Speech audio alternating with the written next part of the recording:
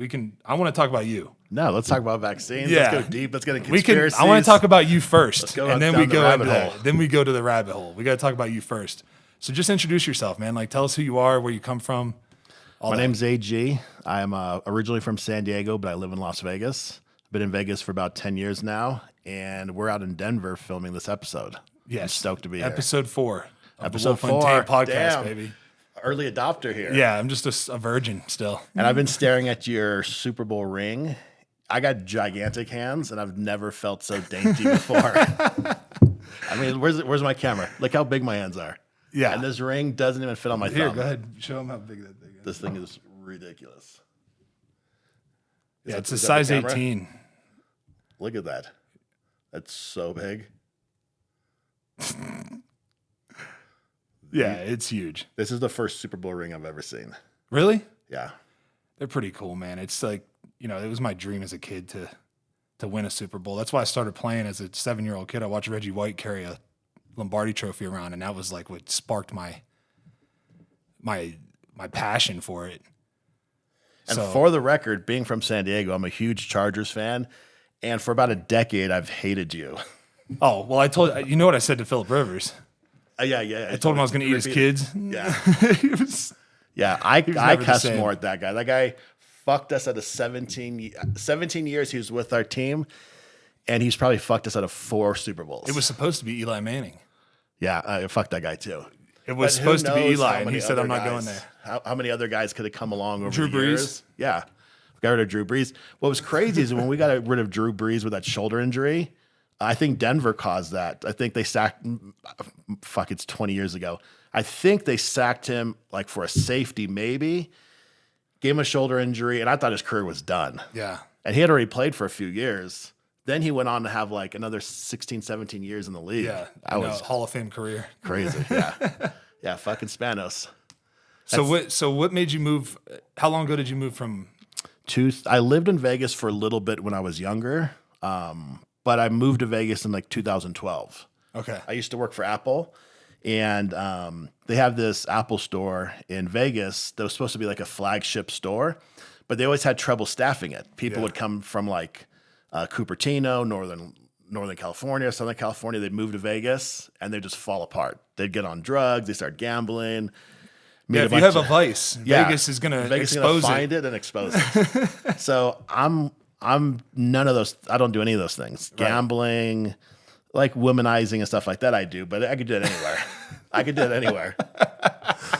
My mom's gonna listen to this and be like, "You're such an asshole." Such a degenerate. But so I had worked for Apple, and one of the last things Steve Jobs had done while he was still running Apple before he took his medical leave and eventually died, he wanted to restore like the whole Nevada market because there was so much money on the table based off of the amount of foot traffic they were having, and the sales were just dismal in Apple's terms. Now, everyone knows Apple's a big company, but Apple's the king of retail. They're the king. They're the best at customer service, all that type of stuff we talk about nowadays, where it's like value your people, dedicate your team, reinvest in your people, all that stuff, all the Google having like break rooms and bicycles and like pool tables, all that shit. Right? Apple's the king of all that. Apple invented all of that. And they're the biggest company in the world. They're worth well over $1 trillion. Yeah, it's like $2 It trillion. goes between them. Yeah. Shane, can you look up the net worth of Apple? The net worth of that, like what Apple's. It goes value between is Apple and that big Saudi oil company. Yeah. They go back and forth. Which is crazy because if you're competing with Saudi oil, yeah. Yeah, it's nuts. Blows my mind. So let's rewind though, because we talked earlier and you were telling me about something that happened when you were 18. Oh yeah. Let's talk about that. You want to get into that already? Yes. All right. Yeah. I want to go in order. Okay. Of your life. All because your story is awesome. Let me figure out how to put this. So when I was 18, so in San Diego back in the day, back in the 90s, San Diego, Southern California, LA, North County, Oceanside was super fucked up. It was just nothing but gangs, tons of violence. Mm-hmm. And where we lived in like Oceanside, Vista, was the methamphetamine capital of the world. There's been tons of places that have since been named that, but that was the original spot because you would bring the drugs across the border or the the stuff to make drugs across the border, and then you'd get a little ways across the border, and then you would establish a home base. In San Diego, those neighborhoods were where we were from. So we just grew up around like tons of violence, tons of drugs, tons of chaos. My mom and dad weren't into that stuff, but our whole neighborhood was nothing but gangs, nothing but gangs. So the sheriff's department started doing something back then was foreign. Nowadays it's real common. It's called asset forfeiture, where they stop you and you have a little bit of drugs on you. You also have cash on you. Well, that cash is probably drug related. We're seizing that cash and we're taking your truck. And we found some stuff at your house, so we're taking your house too. Yeah. They do it a lot nowadays back east. The West Coast has pretty much gone through all the Supreme Court where like you can't do that in all cases unless it's directly related to drugs. So the reason that's important is my uncle, who's a super smart guy, he worked for NASA, Johnson & Johnson, all these space programs. He did the guidance system for the stealth bomber. He's like a really high-level electromechanical engineer, right? And he had this huge property, avocado grove, with like multiple houses on there, spread out over tons of acres. And being like a guy from like the 50s, the 60s, and 70s, he would do acid, he would do a little bit of meth, he would smoke weed. Smoking weed back then was the same thing as cocaine. Yeah. If you had a pound of weed and a pound of cocaine, they were the same thing back then. Yeah. So him being like a recreational user, he had friends that he would buy weed from and drugs from. But what they would do is the sheriff's department would get a confidential informant, somebody who's a user, but it's like out of us, one of us is a confidential informant, right? So what we do is we hang out. I'm over at your house right now. I plant a little bit of drugs there or a little bit of stuff. And then I call up my guy at the department and says, hey, these guys have half a kilo on their property. The cops come and raid it, and then they seize your property. They did that over and over and over again in San Diego. So much so that the cops who ran that special unit of that department wound up going to jail for doing illegal shit. Corruption. Yeah, all corrupt, all fucked up. Now, we're super pro-police. My stepdad growing up was a detective, so we're really pro-police, but these guys were real fucking shady cops, like the ones you've heard from Boston and the ones you've heard from like Baltimore. Oh, they're in every town. Every you got town. Shady. I mean, it's any industry, right? Any kind of industry or any kind of job force, you're going to have some bad apples that are scummy. Yeah. So these guys were on a mission just to seize assets. And back up to being 18, I was visiting my uncle and my cousins. They're about my age, like a year younger than me. And one morning, the SWAT team raided the house. We didn't do any drugs. We didn't do any crime, nothing. We were just hanging out. The SWAT team raided the house. And you could hear, because the property's so big, you could hear flashbangs going off all over the property, down below, like acres down below, the guest house where like the workers put everybody in cuffs. What do you know? And I had just turned 18. So now I'm an adult. Yeah. So what they do is they took like 15 people that were on that property and they charge everybody with everything they find. So they found a little bit of drugs. So how many people were on the property? Like 15. And they charged everybody. Every adult. Yeah. And then the kids who were my cousins, and they were kind of wild. So they were not really kids, but they were like 16, 17, or 15, 16, and 17. They got sent to child custody, right? Yeah. And then they interview you. What do you know? And, I just invoked my Miranda rights and just said, I don't know. And, I want to remain quiet. But what they had done was at the very bottom of the property, they had their confidential informant drop off like a handful of Sudafed pills and some liquid thing, some sort of acid that's supposed to be the basic elements of like a methamphetamine. Yeah, to cook meth. Yeah, exactly. So they're trying to look like you were cooking and there was meth. none of that going on there, but that's what they planted, right? But my uncle did have a little bit of weed he was growing. He's from the 70s, 60s, and 70s. Like, that's normal shit. Nowadays, everybody has weed. Yeah, everybody. Back then, you were a piece of shit if you had weed. So what they do is they charged everybody. Now, if this happened today, I would walk scot-free because I'm smart now. But at 18, you're fucking dumb. Yeah. I had no drugs in my system, no fingerprints on anything. They even take your clothing to like test it for like residue and stuff like that. Clean on everything.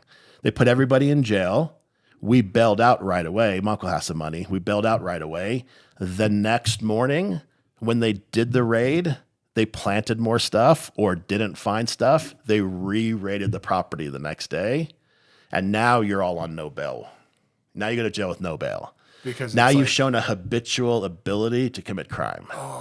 They're fucked, dude. They're fucked. dude. And keep in mind, I don't even live there. I was just visiting. I just stopped by to see my cousins and hang out. My aunt, my uncle, his workers, like everybody is locked up. You know what I mean? And nobody wants to hear your story. Like nobody gives a fuck. Yeah, they don't care. They're just like, you're a scumbag drug dealer. So we wind up like an attorney winds up getting involved, and he was like, "You're looking at 16 years in prison." What? 16 years manufacturing methamphetamine, and it's not innocent until proven guilty. It's the opposite. Oh yeah, that's how the system you have works. to prove that you're not involved. You have to prove it. So we were in jail for like 3 or 4 months. I could be fucking up the timelines, but for at least a couple months. Yeah. And then they made a deal. They're like, "We'll give you back-to-back county years. You'll do them concurrently, so you'll do them at the same time, consecutive, concurrent, and you'll be out in 5 months, 20 days. You got like 2 months left. Just plead guilty." So I pled guilty to possession of controlled substance, which the alternative is go to trial. And you never know. Right. And you've already seen the system like not work for you. Yeah. An 18-year-old kid. I wasn't scared. I was super tough growing up. You know what I mean? Nowadays, I'm smart enough to know how tough I am and how tough I'm not. But back then, I was super tough. You know, grew up in a tough neighborhood. So I wasn't scared of being in jail, but I was like, fuck, 16 years. And you got all those old timers around you like, dude, take the deal, take the deal, take the deal. Yeah. So I signed, wound up doing another 2 months in jail. But because I was so violent, I lost all my good time. And then that concurrent sentence wound up becoming consecutive. So you had to wind up doing your next year. Yeah. Tons of violence, tons of fighting. I don't know if you guys know, but the California jail system is extremely violent, the most in the country. It's all gang related too. So everyone's separated into categories: whites, blacks, northern and southern Mexicans, and then paisas and others. There's a couple other things in there, but that's basically it. So all of us would become Peckerwoods automatically just by being white. Yeah. You don't need to be racist. Doesn't even matter if you are, but you're congregated with your people, and that's it. It's done for like safety, protection, and it keeps the places from having big riots for no reasons. There's still riots, but you want to make sure there's a reason. Yeah. Anyway, so fast forward, it was Christmas, I don't know, 20 years ago. I was probably 19 at this point. And it was Christmas Eve, and the main guards who are working, they have seniority, they take off, right? So the junior guys are working, and they're always moving people into different cells. Well, they made a mistake, and they put a pedophile in with us. A guy who had raped 2 kids, like 5 years old. So we already recognize. They call them chomos, right? Chomos, Chesters, Chester the molester, all kinds of stuff. Yeah. You know, diaper snipers, all kinds of shit. Yeah, there's no endless amounts of funny nicknames. So we were super bored on Christmas, and normally when somebody comes in, well, not normally, every time somebody comes in, you check their paperwork. You come in, hey, what's up, bro? How you doing? We'll take you over to where you're supposed to be, give you the rundown. Have you done time before? Have you not? Someone's going to get your paperwork that you have your court records, and they're going to read through it, see if you're a snitch, what you did, what your crime is, if there's anything weird. If you're there for so much as streaking a football game, you're a fucking weirdo. You got to go. You can't be with us. Like even like something as simple as that. Rapist, child sex crimes, anything funny, you got to fucking go. And you're usually going to leave stabbed, you know? If it's something simple, we might just beat you up and send you out. But those are the rules. So if we don't do it, we'll be dealt with. You know what I mean? Yeah. So like the rules are the rules is somebody comes in, if you have to get to them, and then get them, you know, they got to get the fuck out of there. They can't hang on in the main line with us. So this guy rolled in. We knew who he was right away. And he knew he wasn't supposed to be there. But the guards didn't give a fuck to like get in there. They're moving people around. There's no room. You need a bunk. That's where you're fucking going. So we see who he is. And there's different leadership in there. With this particular unit we were in, I was probably like the number 2 or 3 guy. Sort of senior, but there was like an old school Peckerwood dude that done tons of prison time. And I was like, let's go get him. And he was like, all right. He's like, and then there's this other dude, this guy named Spider, who was new. When you're new and you just get there and you want to be part of like the team, you're on deck. Next bit of action that needs to happen, you're the guy. Yeah. You know what I mean? So you're on deck. Whenever something comes up, you're going to handle it. Whether it be somebody has a gambling debt, somebody needs to do a removal, whatever it is. And that's to prove yourself, right? Yeah, prove yourself. And sometimes you're just bored. You know what I mean? Like, Well, you yeah, can't you punch gotta the get wall. bored. If you're frustrated, you can't punch the walls in jail. They're all concrete. Right. So you just go and punch a fucking pedophile or somebody. You know, Yeah. that's your wall. So we go to the cell, and he's sitting in his like on this concrete pillar, and he's holding like his bedroll. He didn't unpack. He knew what was coming. And I was like, hey, you know, you got to go. And he's like, I know. And then when he stands up, I was like, but we got something for you. And then me and Spider just started beating the shit out of him. You know, the normal stuff, punching in the face, punching in his ribs. I mean, totally like being able to like hold him and just rack him in the ribs, you know? Yeah, he deserves it. And then, so we already had knives on us, but there's certain things you use knives for, there's certain things you don't. So certain facilities, they have what's called a no hands policy, where like you're not allowed to fight with your fists, only knives. So if we have a beef, we can't duke it out. Like men, we have to fight with knives. It's called a no hands policy. Why would they? Why? Just wait. If you want to get down, you got to get down. Yeah, so it's like, yeah, because we're all going to get fucked by you guys fighting. Like the guards are going to come Yeah, in, that fucking makes maybe sense. gas us. So if it's that serious, go stab that motherfucker. yeah, So I had this little plastic, and you don't really know what the weaponry is you have until somebody hands it to you. Right. You know, because we have it stashed. There's guys that are good at stashing it, guys that are good at making it. So my boy hands me like this piece of bullshit plastic with his blade, and Spider has some fucking thing that's kind of like stabby-ish. I'm not sure what it is. And I get this guy, after we beat him up real bad, I get him in a headlock, and I stick that razor blade in his mouth and pull the blade upwards towards his forehead and just skin his fucking face wide open. Oh. And then I set the blade down on the desk and grabbed the flesh from his skin and just started peeling it away, like you do with the deer. You yeah. know? You just skinned him. And just one side of his face, I don't remember what side. I think it was probably his right side. It peeled up the skin. You could see like the fatty tissue. You could see Yeah. his eyeball. Eye starts looking all fucking weird. And he's probably he's screaming. he's gurgling. He's screaming. But he's gurgling because we've already punched him in the stomach, punched him in the head. Like, we beat him up real fucking bad. We weren't going to kill him because the next day was Christmas and people would be pissed. You lock the whole facility. If somebody gets killed, the whole facility is getting locked down. Yeah. You know, you got some fucking Aryan brother dudes like fucking on the other side. They get locked down. They don't get their Christmas tray. They'll be pissed. Yeah. You know what I mean? So you got to be really conscious with what you do and what you don't do. Plus, I'm also not trying to do life in prison for something like that. We're just having some fun. So we peel his fucking face open. I mean, he's a complete mess. And then my boy comes to the cell and he just gives us a nod like, all right, fuck this guy. And a couple youngsters grab him and drag him to the gate. And we pass the knives off. Somebody already is there with a change of clothes. You wash your hands. And then every night we put that is it Noxzema? That zit stuff, that white zit cream, you know what I'm talking about? Yeah. We're always putting that stuff on our faces. So if we're fighting, the marks won't be so easy to see when they do roll call. Yeah. So everybody Noxzema's up. You get in a rack, you drop your heart rate, and you just chill. And nothing happens for like 30 minutes. It's dead fucking quiet because you know they're dealing with this dude almost dying. And then the dogs, the fucking gas, all the bullshit happens. They come in, they shake everybody down, strip buck naked, and they threw me in the hole, not for doing that, but just because I was part of the leadership. So they threw me in the hole for like a month or something like that, you know? A whole month? Yeah, but that was the nice hole. That was like The nice hole. this was like a new maximum security facility on the border.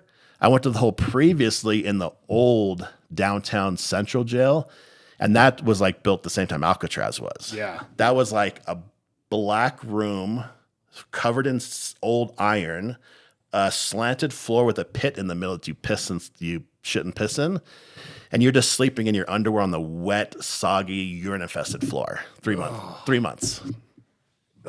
3 months.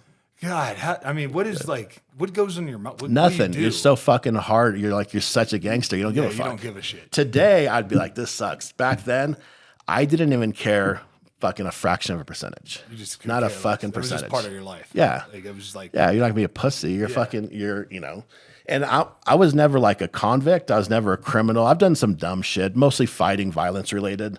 Never really like, I stole like when I was a little kid, like candy bars and shit, and Yeah. like maybe some cigarettes when I was a teenager.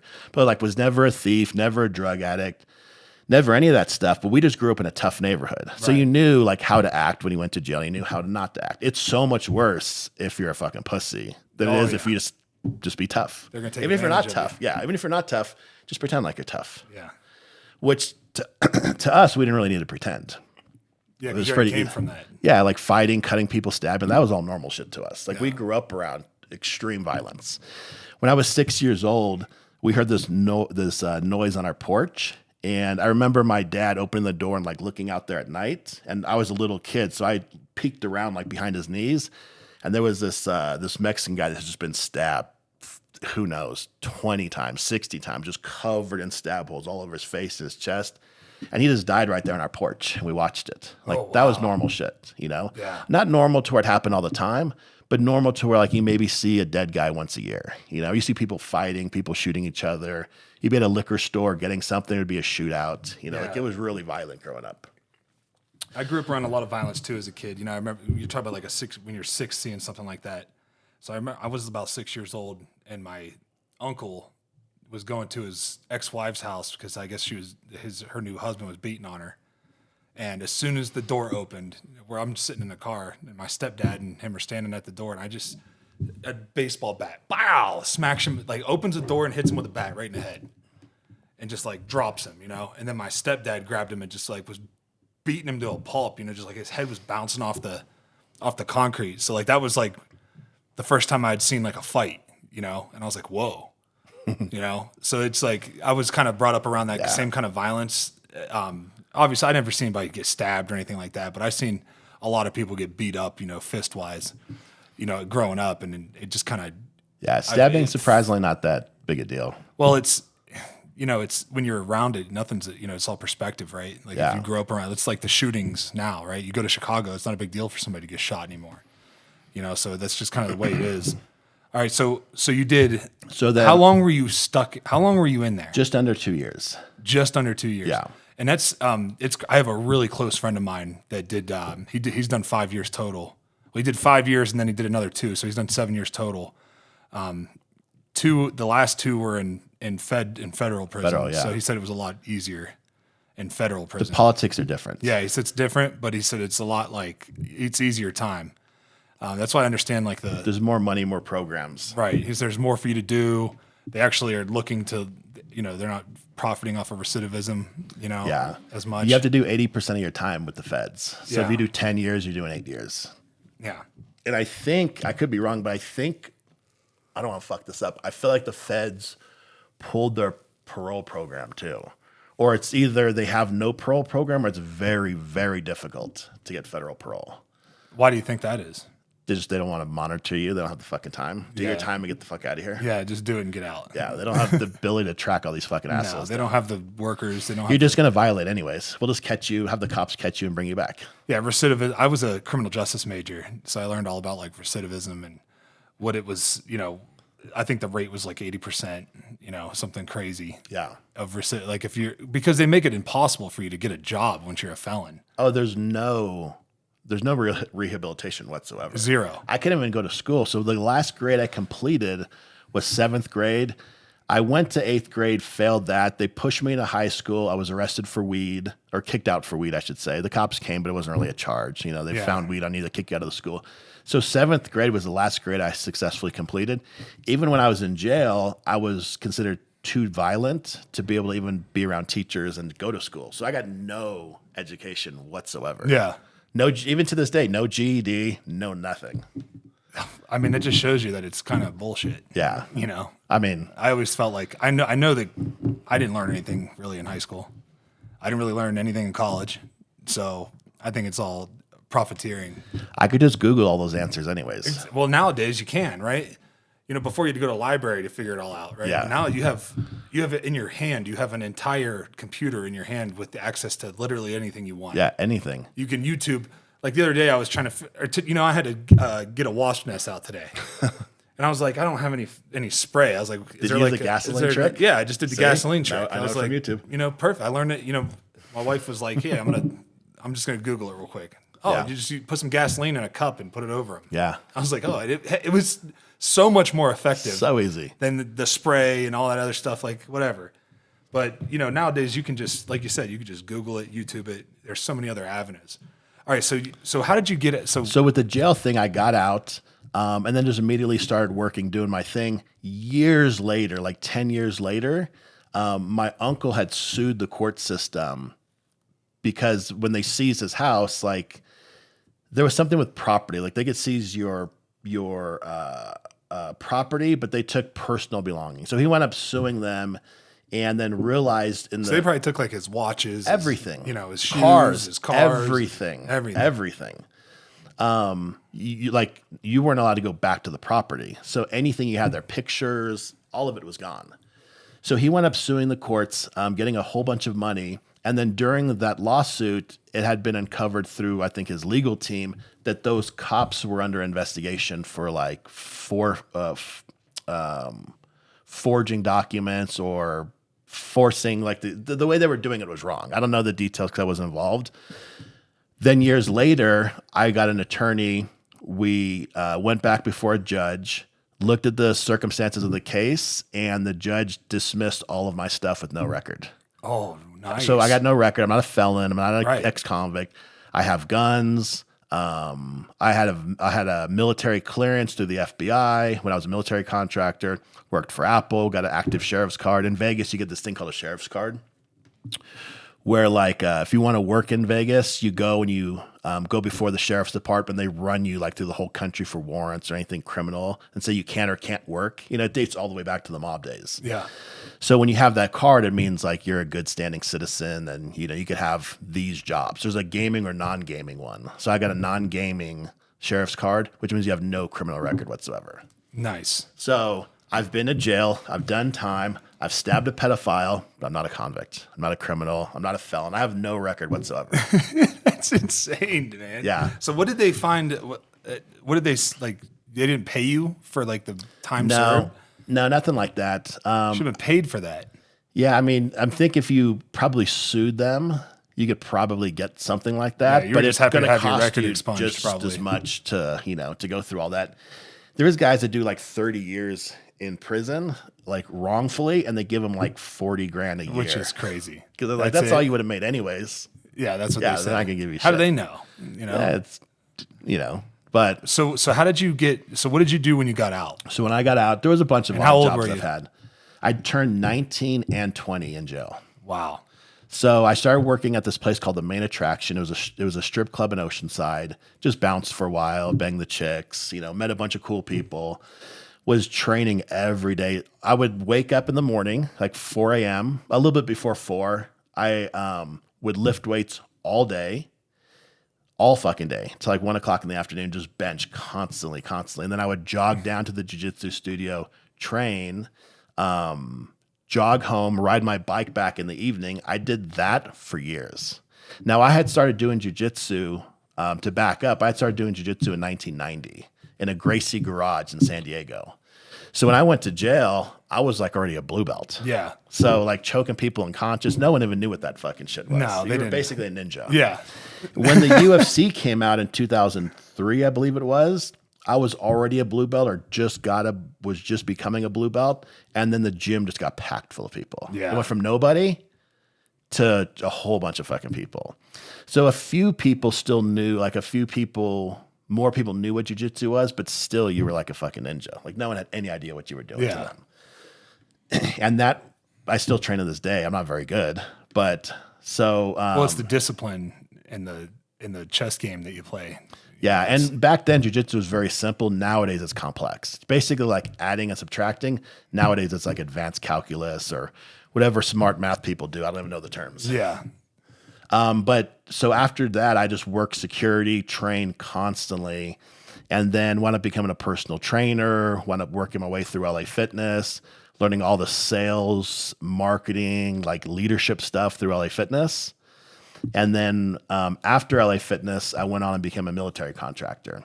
So I tried applying for the Marine Corps a couple times, the Navy a couple times, but they were like, your tattoo on your neck is one waiver.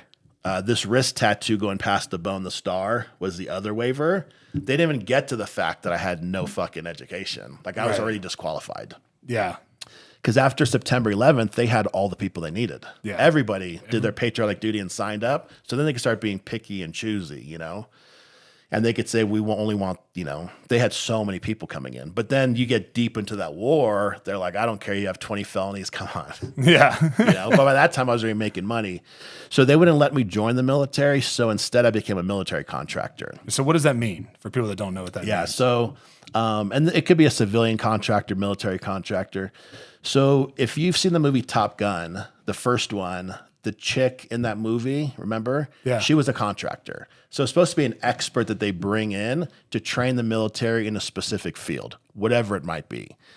If it's combat related, they'll get like a former SEAL or an operator. Maybe he'll come back and he'll teach, you know, new guys tactics, something like that. Or someone who's an avionics expert will come in and teach pilots about, you know, the ability of the aircraft.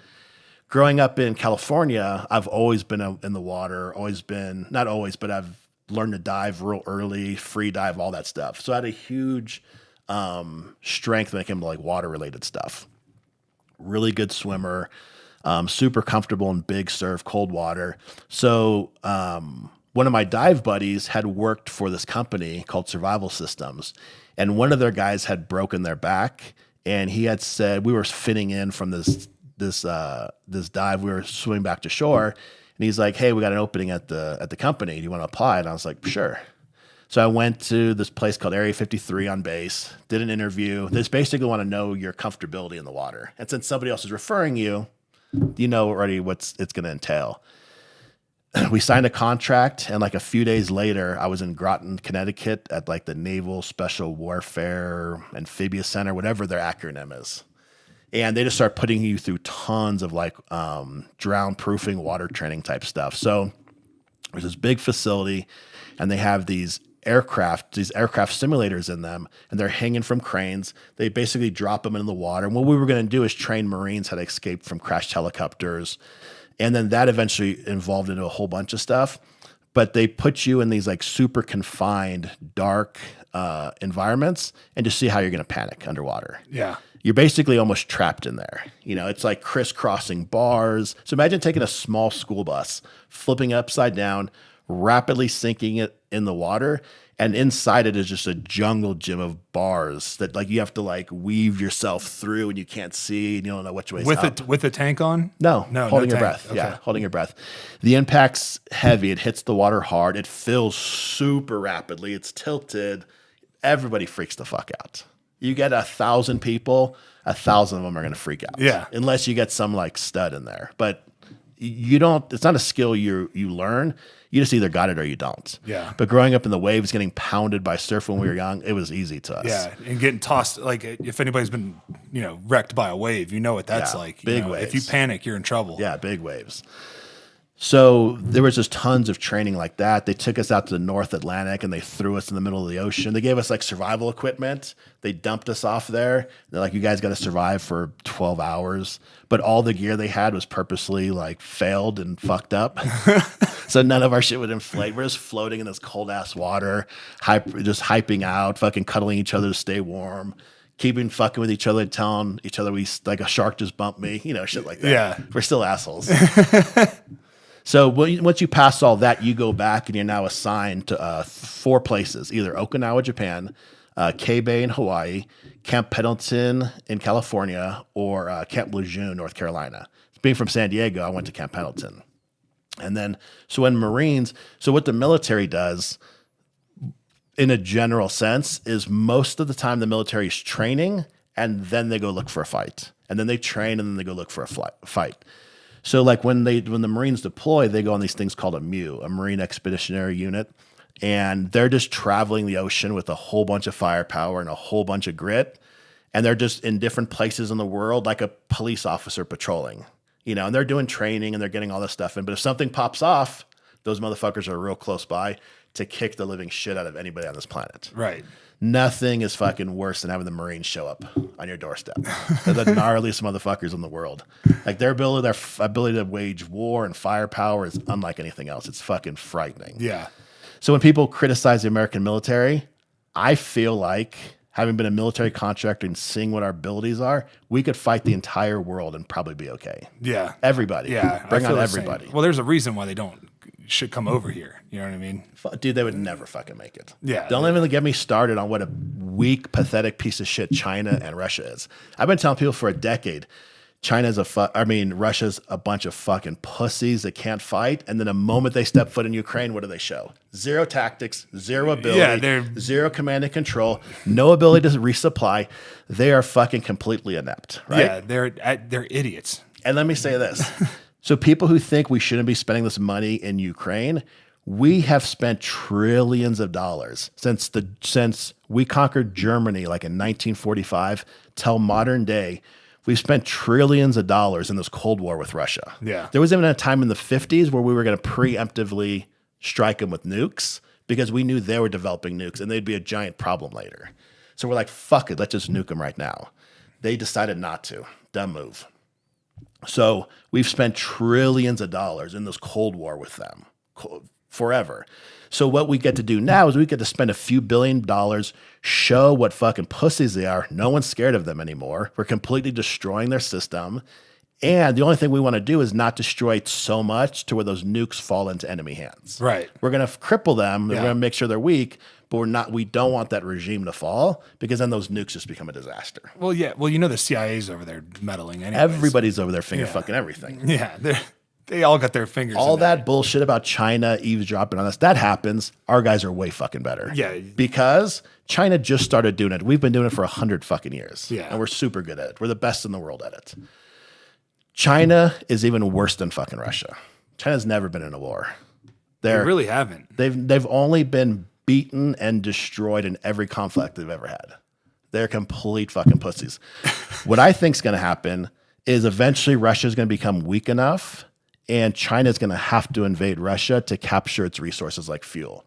Because right now, if we go to war with China, and so this war in Ukraine is like a year old, right? A little bit over a year and like 3 or 4 months. Yeah. In 6 months, we would completely cripple China's economy. They'd have zero fuel coming in because all those straits leading down through like Indonesia and stuff like that, we control all of that and all their fuel is brought in. Once we shut that down, which we have the most powerful Navy that's ever existed, they'll just starve to death. Yeah. They won't even be able to start their anything. tanks, start their engines. We won't need to step foot into China. They will be utterly fucked. Just by shutting off that one pipeline. That's it. You have no ability to wage war. And they know that. Yeah. So the only way they could become a real superpower is to invade Russia. Nobody's talking about it. You heard it here. You heard it here first, folks. Well, because they're trying to make it seem like they're an alliance, Yeah, right? and you are until you're not. Yeah, and they are until they need, and that's China, right? China is going to do what they got to do for China. Yeah. So if Russia's falling, they're going to Russia's be the had ones the that come in there and ability take. to be big, and they were in the 90s during the Soviet Union. Like that was their height. They failed. They're weak and pathetic now. China has ability to get stronger than they are, but not unless they invade Russia. Well, communism is never going to be that superpower. No, fuck no. Can't be a communist country and be a superpower. You can be a financial superpower because you have cheap labor.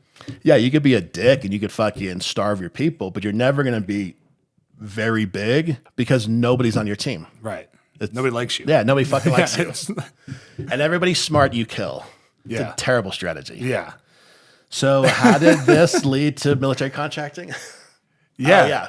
So as a military contractor, what we did is we trained Marines how to escape from crashed helicopters that hit the water. So you guys are Marines, you guys board an aircraft, you're tired, you just came off a mission, you're flying back to the ship and that motherfucker goes down in the ocean. You're covered with like 80 pounds worth of gear, you got your rifle, you got your Kevlar, you're fucking asleep.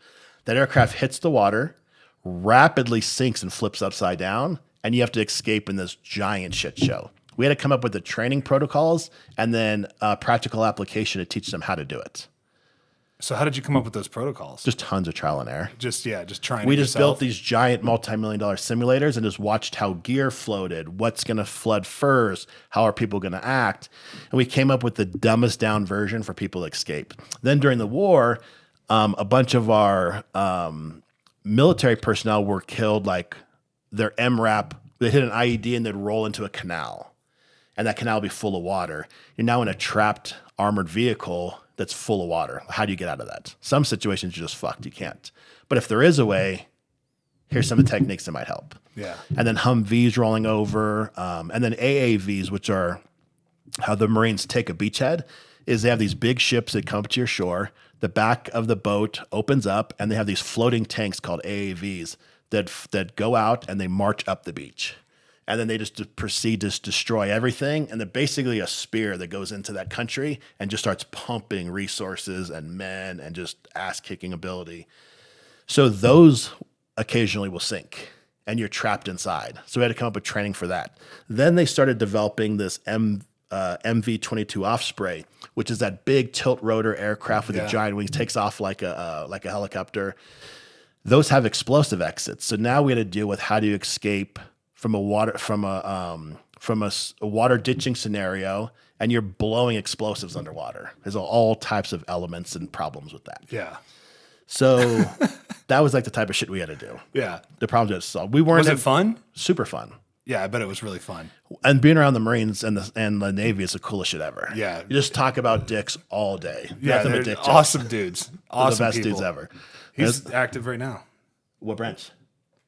I'm in the Army. I fly Blackhawks. Oh, fuck yeah. That's dope. Did you do any helicopter ditching training? No. When I went through flight school, they just axed it. So now really? you only go if you're actively flying over water because it's only good for 2 years. Colorado, I'm not flying over any oceans. I know some of our guys from our team broke off and they went to, I don't want to fuck this up. I think it was camp. I'm going to fuck it up. Where's the 101st out of? Fort Campbell, Kentucky, right? They went to the 101st and built a giant training facility out there with those guys. Those guys have more money than God. The 101st have all the money in the world. Really? All the money in the world. So they get to do all the cool shit. Everything, yeah. They have everything. It's fucking crazy. So, all right. So you did that for how long? About a little over 5 years. Okay. And you're on a contract. And then during that time, I lived in Japan for a year. So I went over and worked with the guys in Japan. And there was What was that like? Super dope. The Japanese are rad. Their porn is the weirdest shit on earth, but everything else is super cool. Like they're the most respectful, nicest, cleanest. They think we're scumbags because we have carpet in our house and we use toilet paper. Yeah. They think we're fucking gross. Well, they use bidets a lot Yeah. there. There's that. I talked about this with Bidets are the best. guest. I got them. Oh, I love I got them in every room. Which bidet are you using? I get the basic one from Amazon with just the water. Oh, okay. You turn it on. Well, they make it's- that one. It's like a Todu or It does everything. The lid lifts and it warms and all that stuff. Yeah. So they have some that are $1,000. They have some that are $50. Go to Amazon, type in bidet, get the $50 one. It'll change your life. Yeah, It'll change they're your life. awesome. It's They're the best awesome. thing ever. Yeah. I have to put plugs in by the toilets at the new house I'm building because I want to be able to have the For room. bidets? Yeah. I need a bidet I could take with me because I hate traveling without one. Yeah, well, once you get used to it, I got introduced to it at Kid Rock's house. Oh, And really? he like warned me about it. He's like, "Hey, Yeah. like this thing's gonna just start spraying you. Like, here's the button you press." He had to like give me a tutorial on Yeah. it, how to take a shit in his house. And I was like, "All right." So now Once you use it, you can't be without it's it. almost like so. My first step was the wipes, like using Yeah, wet wipes, exactly. right? Yeah. After wet wipes, I can't use toilet paper anymore. No, yeah. So now You're it's moving like backwards. then when you start using a bidet, it's like, Yeah. dude, A bidet is like never having brushed your teeth before, and then you discover brushing your teeth, and you can't not do it. yeah, nothing same like having thing. a clean ass. Oh, it's the best. It's the best. It's priceless, honestly. So when I got back from Japan, we were renewing our contract, and I had started working at Apple part time just for fun, like just as like stocking. And what shelves year is shit. this? 2011. Okay, 2011. I knew it was in there somewhere. so that iPhone had only been out for a couple of years. 2007 it came out. Yeah. So we were in we had just released the iPhone 4S, I believe we called it. The iPhone 4. Yeah. The iPhone 4 was the big one that was Yeah. like different. And so Apple was on top of the world. Like Well, hold on, back up. How the fuck did you get linked up with Apple? super hard, dude. The hardest job ever to get. How did? Yeah, that's what I'm saying. So Like, I how went did and you even- applied. I could tell you one of my last jobs at Apple, I was a hiring manager, and we would get 6,000 applicants a month, and we would dwindle it down to the top 200, and then we'd bring those top 200 in like groups of 30 for a group interview. Anybody who stood out, we'd break them up into smaller groups, and then if we liked you Out of 6,000 applicants, we might hire 2 people. Yeah. It's super hard. Yeah. It's hard to stand out. But because I worked at LA Fitness, I had a very strong sales background. So, and I kind of knew what to say, what not to say. And I had a friend that worked for Apple. So she kind of gave me a little bit of a briefing, but it was like 6-month hiring process. It was very, very long. They did the background check and I was like, fingers crossed. Because when I did the background check for the FBI for my military clearance, it had just got removed. So it's still showing in some systems. It's kind of like your credit. Yeah. Like Equifax and Experian are clean, but TransUnion's still showing. Takes time. Takes time for it to So the get cleared. DOJ was showing it, but all the other departments weren't, you know? So when I applied for Apple, I was like, oh, fuck. But California, they don't give a fuck. California will protect you from all that stuff. You can't not get hired for anything. That's discrimination. Yeah. You could be a felon in California. No one gives a fuck. Yeah. So I got the job at Apple doing part-time. I was just stocking shelves. And I just did it just to get like out of the house, because all we were doing, we were in the water like 40 hours a week, nonstop. So it was just something kind of cool to do. And then I would sell stuff to customers periodically. And then the bosses would come to me and be like, AG, what the fuck? You were here 8 weeks last week and you've like our 10th best salesperson. So then they were just jonesing me to come on board. Now the culture in Apple is very much like be the best you, develop yourself. But on the backside, the manager side, it's extremely high pressured to perform. The staff itself, they're insulated from all that stuff. Everything's nice, hunky-dory. We believe in all your fucking weird sexualities, all that sort of shit. Yeah. You know, any weird expression you want, we're for it. But the managers are dealing with the top people in the world when it comes to performance. Yeah. So they liked my ability to sell. They kept offering me more and more money to come on like part-time, like a steady part-time. And then I kind of went back and forth on what I wanted to do. And they came at me with a shitload of money and a managerial spot in Vegas. And I was like, fuck it, I'm going to try it. And then I went. So you're going back and forth whether you wanted to do the go back to re-sign the contract to be a contractor with the military or to go with Apple. Okay. And a lot of my buddies are still doing that contract to this day. They've dwindled it down and they finger fucked it. So under the Bush administration, we were making a shitload of money. And then under Obama, he wanted to get rid of a lot of contractors, you know, because those Blackwater guys fucking aced a bunch of fucking Hajis in some town. So everybody lost their fucking mind. But our program was congressionally mandated, so he couldn't get rid of it. So they kind of finger fucked how they did it. We had to fall under a different umbrella and things got really weird as to who we even fucking worked for a while. But they couldn't get rid of our training. It was congressionally mandated. Yeah. So the contract was really strange for a while. And we didn't know when we re-signed how that new contract would look. So that's why I decided to do the Apple thing. You know, I don't want to wind up fucking in some stupid place in the world and not having any fun. You know? Yeah. Japan's cool, but the chicks have no tits, no ass. You know what I mean?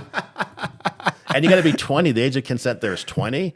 It should be 30 because a 25-year-old Japanese chick looks like she's 9. Yeah, they look really young. My buddies kept introducing me to chicks. I'm like, who the fuck are these kids? Like, what are you showing me? I was like, where's the fucking thick Latina girls at? You got to come to America. I know. So it was Vegas got them. Vegas has everything. That's where I found my wife. Yeah, Vegas has everything. If you can't get girls in Vegas, you should just not get girls. So what? So you moved. So you decided, okay, I'm going to take this manager job. Yeah. So they moved me to They moved me to Vegas, paid for everything, and then you're the new guy around a whole bunch of people that are real like insulated on how they want things done. So you have to change all that fucking behavior. And Apple is like very slow to like build culture, and I'm not like that at all. I'm you're performer, like, let's go. fuck off. So when I went out there, the first thing I did for like the first week, I just sat back on the floor and I observed everything. And one thing I noticed was we had tons of people coming in, a lot of foreigners, right? Very wealthy people from Brazil, from China, from Turkey, from all around the world. The most affluent people, they'd come in. And then you could only buy like 1 or 2 iPhones if you could even get them. You remember it was really hard to get iPhones back then. And the rest of the world didn't have them. So if you had an American iPhone or an unlocked iPhone, it was $1,000 here. It was $3,000 to $5,000 in their country, American. Yeah. People were smuggling them in. We had this story where some dude cut his stomach open and stuffed iPads in his stomach and smuggled them across the border into like fucking Tibet or some country like that. What the? I know. I was like, that's so rad. It's dedication. Yeah, you got to be dedicated. But we're talking about life-changing money to those guys. Well, yeah, So we would he's gonna make 30 grand. Oh yeah, then that's Easy. life. That's all the money they make in their lifetime. Yeah. So what I noticed was we had customers coming in, and most of them didn't speak very good English, but they spoke good enough. But I recognized that the interaction between the customer and our team was awkward. Right? They were doing their best, but it was awkward. And then Awkward how? Like language barriers, stuff like that. So we had a couple people on our team that spoke different languages, and they would only want to deal with those people. So what we did was, so my mom's from Cuba, so she speaks English, but she's Spanish. My dad's side's from Russia. So I grew up with like super foreign people around me, Yeah. Like I got fucking, my grandfather on my mom's side didn't speak a lick of English. You know what I mean? Yeah. My whole life, never spoke a lick of fucking English. So do you speak fluent Spanish? No, they didn't teach us. They're like, we're in America. Fuck that place we just came from. Now they teach my nieces and nephews, but they didn't teach us because it was literally like, fuck Russia, fuck Cuba. Like we're never going back there. Yeah. They didn't realize the benefit of us being, being able to speak multiple languages. So what we tried doing, we did two things. One is we taught our team how to greet people in different languages, like Portuguese, Turkish, Chinese, different stuff like that. Yeah. And what we would do is, so you come in, you have you're the head of the family, and you have some of your family with you, and you might have a suitcase full of money, and you want to buy some iPhones, right? That's what everybody's there for. So if you were like Brazilian, we would greet you with like, oi, como vai você? iPhone 5 desbloqueado, 16 giga. And it would just be like, hey, how you doing? We got iPhones are unlocked. We have black, 6, whatever, And what that would do is it'd be like, oh, fuck, you speak Portuguese. And it would show our first initial vulnerability. And then what it would do is let them open up with their English, which was way better than our Portuguese.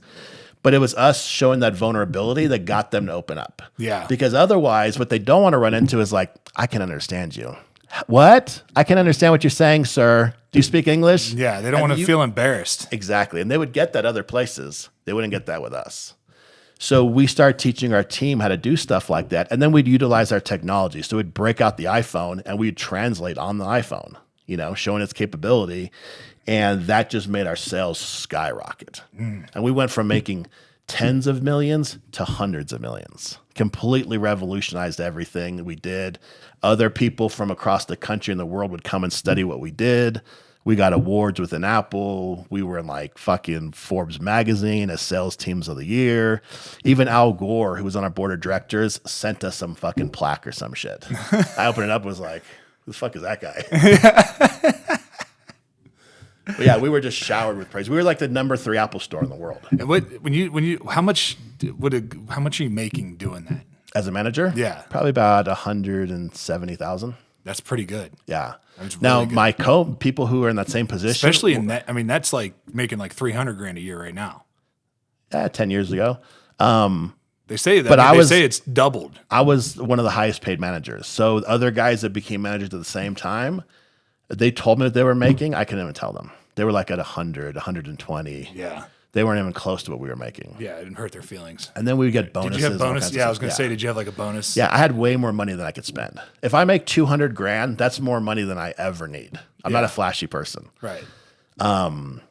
And with Apple, you're encouraged. We actually used to say it was like the NFL. Come and give us like 3 to 5 really good years and get the fuck out of here and do something else. It's like that was the goal. Come do your best work. And Steve Jobs' philosophy was just that. Come, give us your best work, and then go do great things elsewhere, other places. The greatest thing Steve Jobs ever did, it wasn't the iPhone, it wasn't any of that stuff. It was creating Apple as a business. Yeah. That the model they have has affected so many people. Nowadays, it's kind of lost, but so many businesses nowadays directly copy what Apple does. And they have a lot of people from the origin, like when it started getting big, they branched out, like you said, Apple look at you, look at what you've been able to do. You probably learned a lot being tons, there, right? Yeah, tons, yeah. And I was not the best Apple candidate because I'm not like I'm considerate, but I'm not a super compassionate person. Right. Because it's all performance based. If you can't perform, get the fuck out of here. I know it too. If I'm underperforming, I get the fuck out of there. I know. I'm very much like that as well. As the a NFL made me that way. Yeah, as a CEO of Toehold, I've always said when someone comes along that's a better CEO than me, I'll give them the reins. Yeah. And I'll just step back and be fucking rich. Yeah, exactly.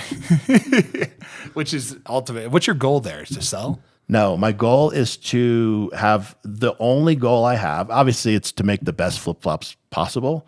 But my goal with Toehold is that it continues after I die. That's my only goal. Yeah, that 'cause then build it's a strong legacy. Yeah. So many guys will create a job, right? You make a nice living, whatever it is. I was telling Brian Callen, he has that podcast, and I was like, when you die, everything you do is dead. Yeah. Love Brian. He's the best. He's the guy. best. He's the best guy ever.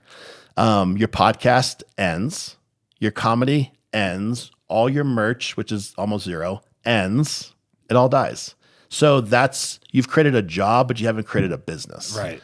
Or a corporation. A legacy.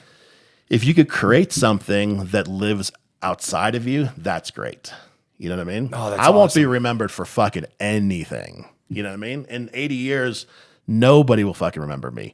But if we create the best flip-flop company on the planet, and it's doing a Rolex, it's doing Louis Vuitton, it's doing Gucci, like numbers, you'll be remembered. Oh yeah, because that sticks around. Yeah. That sticks the around. most unrememberable guy ever, I might get remembered. I might not be. But your company will definitely be around. It's got the perfect name for a flip flop. Sorry, Thank you. burping. But it's got the perfect name for a flip flop.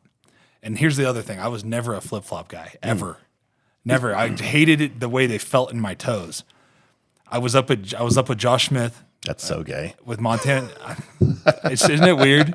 I was like, well, I don't like it I don't like the way it feels in my It makes toes. me fucking feel weird between my toes. Yeah, I was like, I don't like it between my toes. So funny. You know how many people say that? It's fucking hilarious. But the other thing was they always broke. Yes. Like that was the other thing. Like anytime I put a flip flop on my big ass foot, I'm a big dude. You're a fucking monster. Yeah, I would rip the fucking thing. It would just pop right off. Yeah.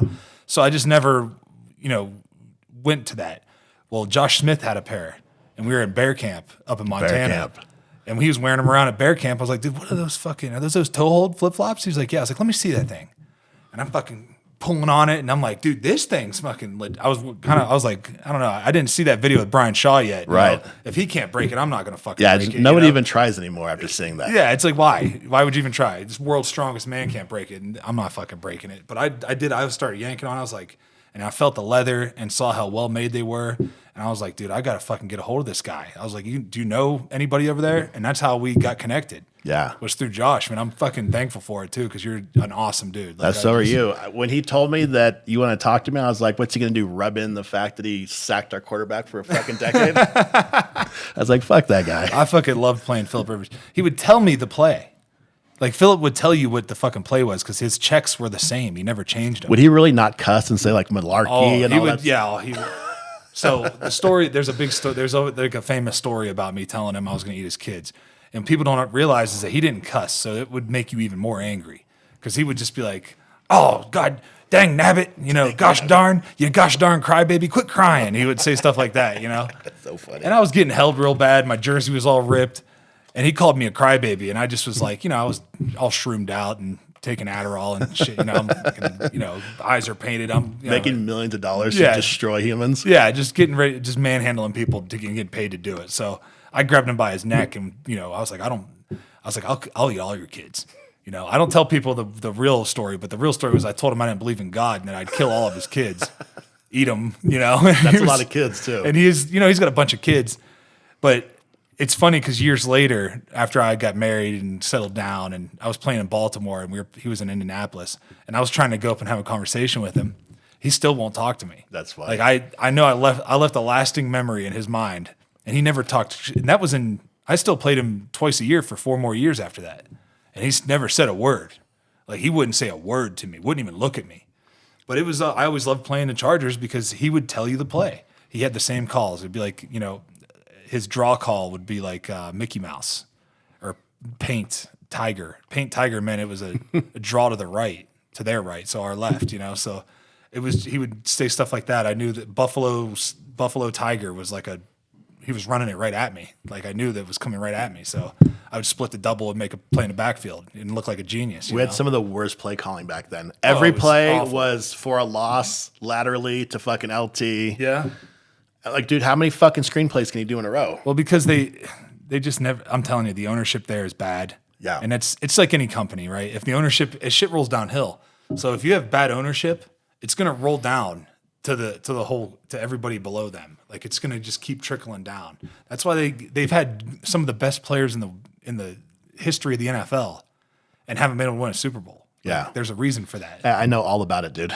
Yeah. Well, I mean, I'm waiting for them to fuck up this thing with Herbert too.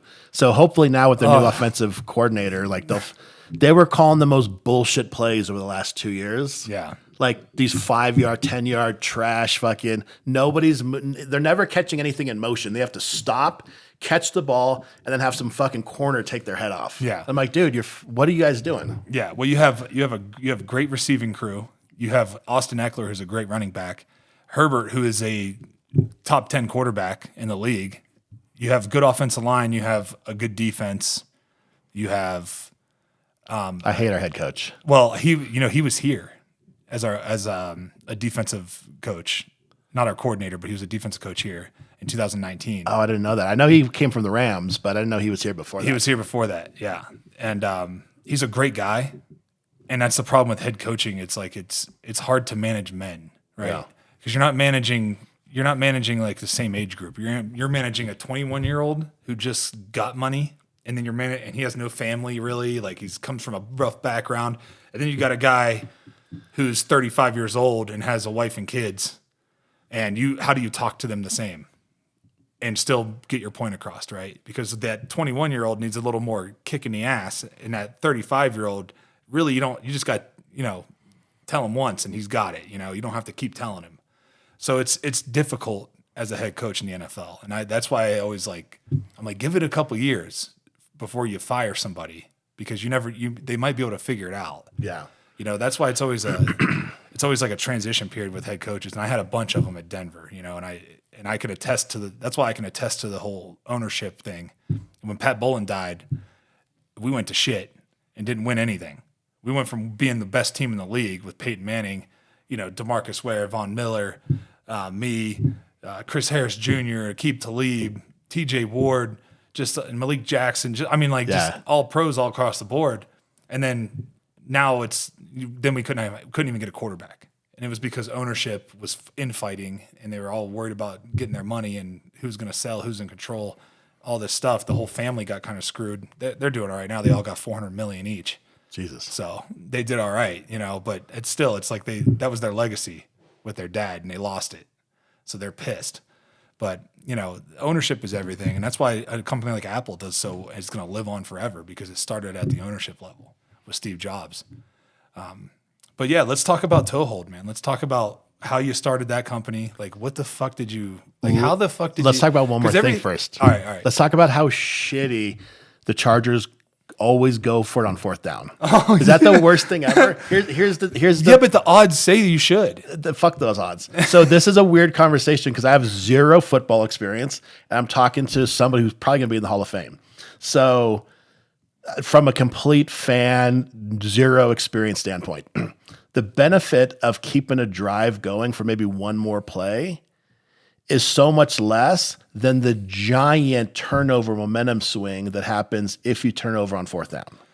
It's the same as an interception. A turnover is enormous for a defense, but if they convert that fourth down, I think there has to, and it's not just one play. They're getting 3 more plays to get to the end zone, to get even close to get 3 points, right? Because points are so hard to come by in the NFL. They just are.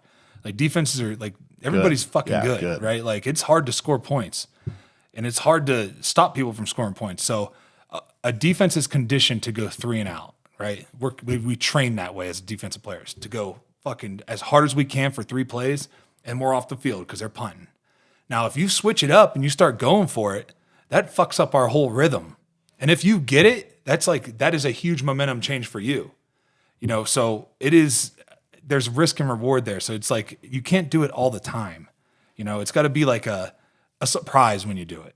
It's like, oh fuck, he's going for it, And you do it when you see for me, if I was a head coach, when I saw the defense running off the field thinking that they stopped us, I would keep my offense out there. Because then they get halfway and they're like, no, go back. And they're like, oh, shit, I'm fucking tired. Right. Then you got to go back out there tired. And the offense, as a football player, when you see the guy across from you tired, you got him beat. It doesn't matter how good he is. If he shows this weakness, like it gives you energy. So you're going to take his soul. And that's how I look at it, is when I was out there, if I saw an offensive lineman getting tired, I'm taking his soul. Like, fuck him. Yeah. It's drag him into deep water. Yeah, I'm going to drag him in there. I feel like we have the habit of doing it in visiting stadiums too. So when we don't convert, it just makes the crowd go crazy. Well, it's predictable that he's going to do it now. Yeah, I fucking you know what I hate mean? that guy. So it can't be predictable. It has to be like a spur of the moment thing. That there's the guy that in college football that kicked that off. I forget what school it was, but he never punted. They didn't even have a punter because they didn't punt. And the odds showed that was all right. But yeah, when you're dealing with fucking college kids, like when I went to Cincinnati, so I played against SEC schools and we won the Big East for 3 out of the 4 years I was there. Played against some of the best players in the world. But every team you played, they had that they had a guy on that offensive line that just wasn't any good, So that doesn't happen in the league. Right. That guy's going to go sell cars next year. He's going to sell insurance. And you're going to the NFL. And this guy's going to the NFL, right? It's two different worlds. So that's why it's like you don't have I call him a fish. There's not a fish on the offensive line for these teams. Now, as I got like established in the NFL, I started recognizing that there is levels, right? But it's not like college where I could just fucking do any move I wanted and I'd beat him. I could breathe on the guy and beat him, and he's just scared. I'm in his head now just because there's fucked up shit I said to him to play before, So in the NFL, that doesn't work as much. But there are guys that you can fucking get and you get in their head.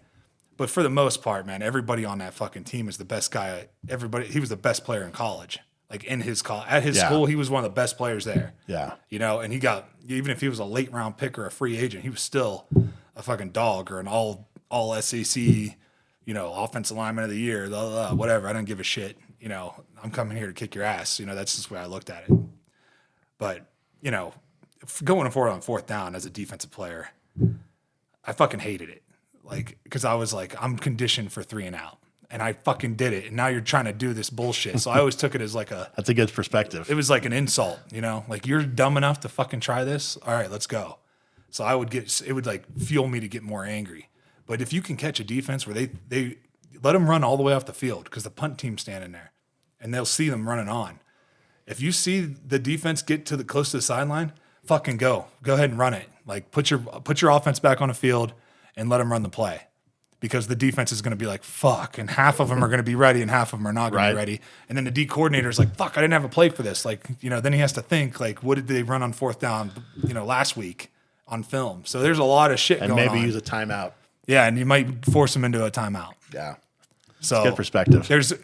But you have to use it. You can't be like, oh, well, we know he's going for it on fourth down. We always fail is the problem. That's probably why I hate it. Yeah, and you never get it. What's crazy is my career with the Broncos ended against the Chargers on a fourth down play.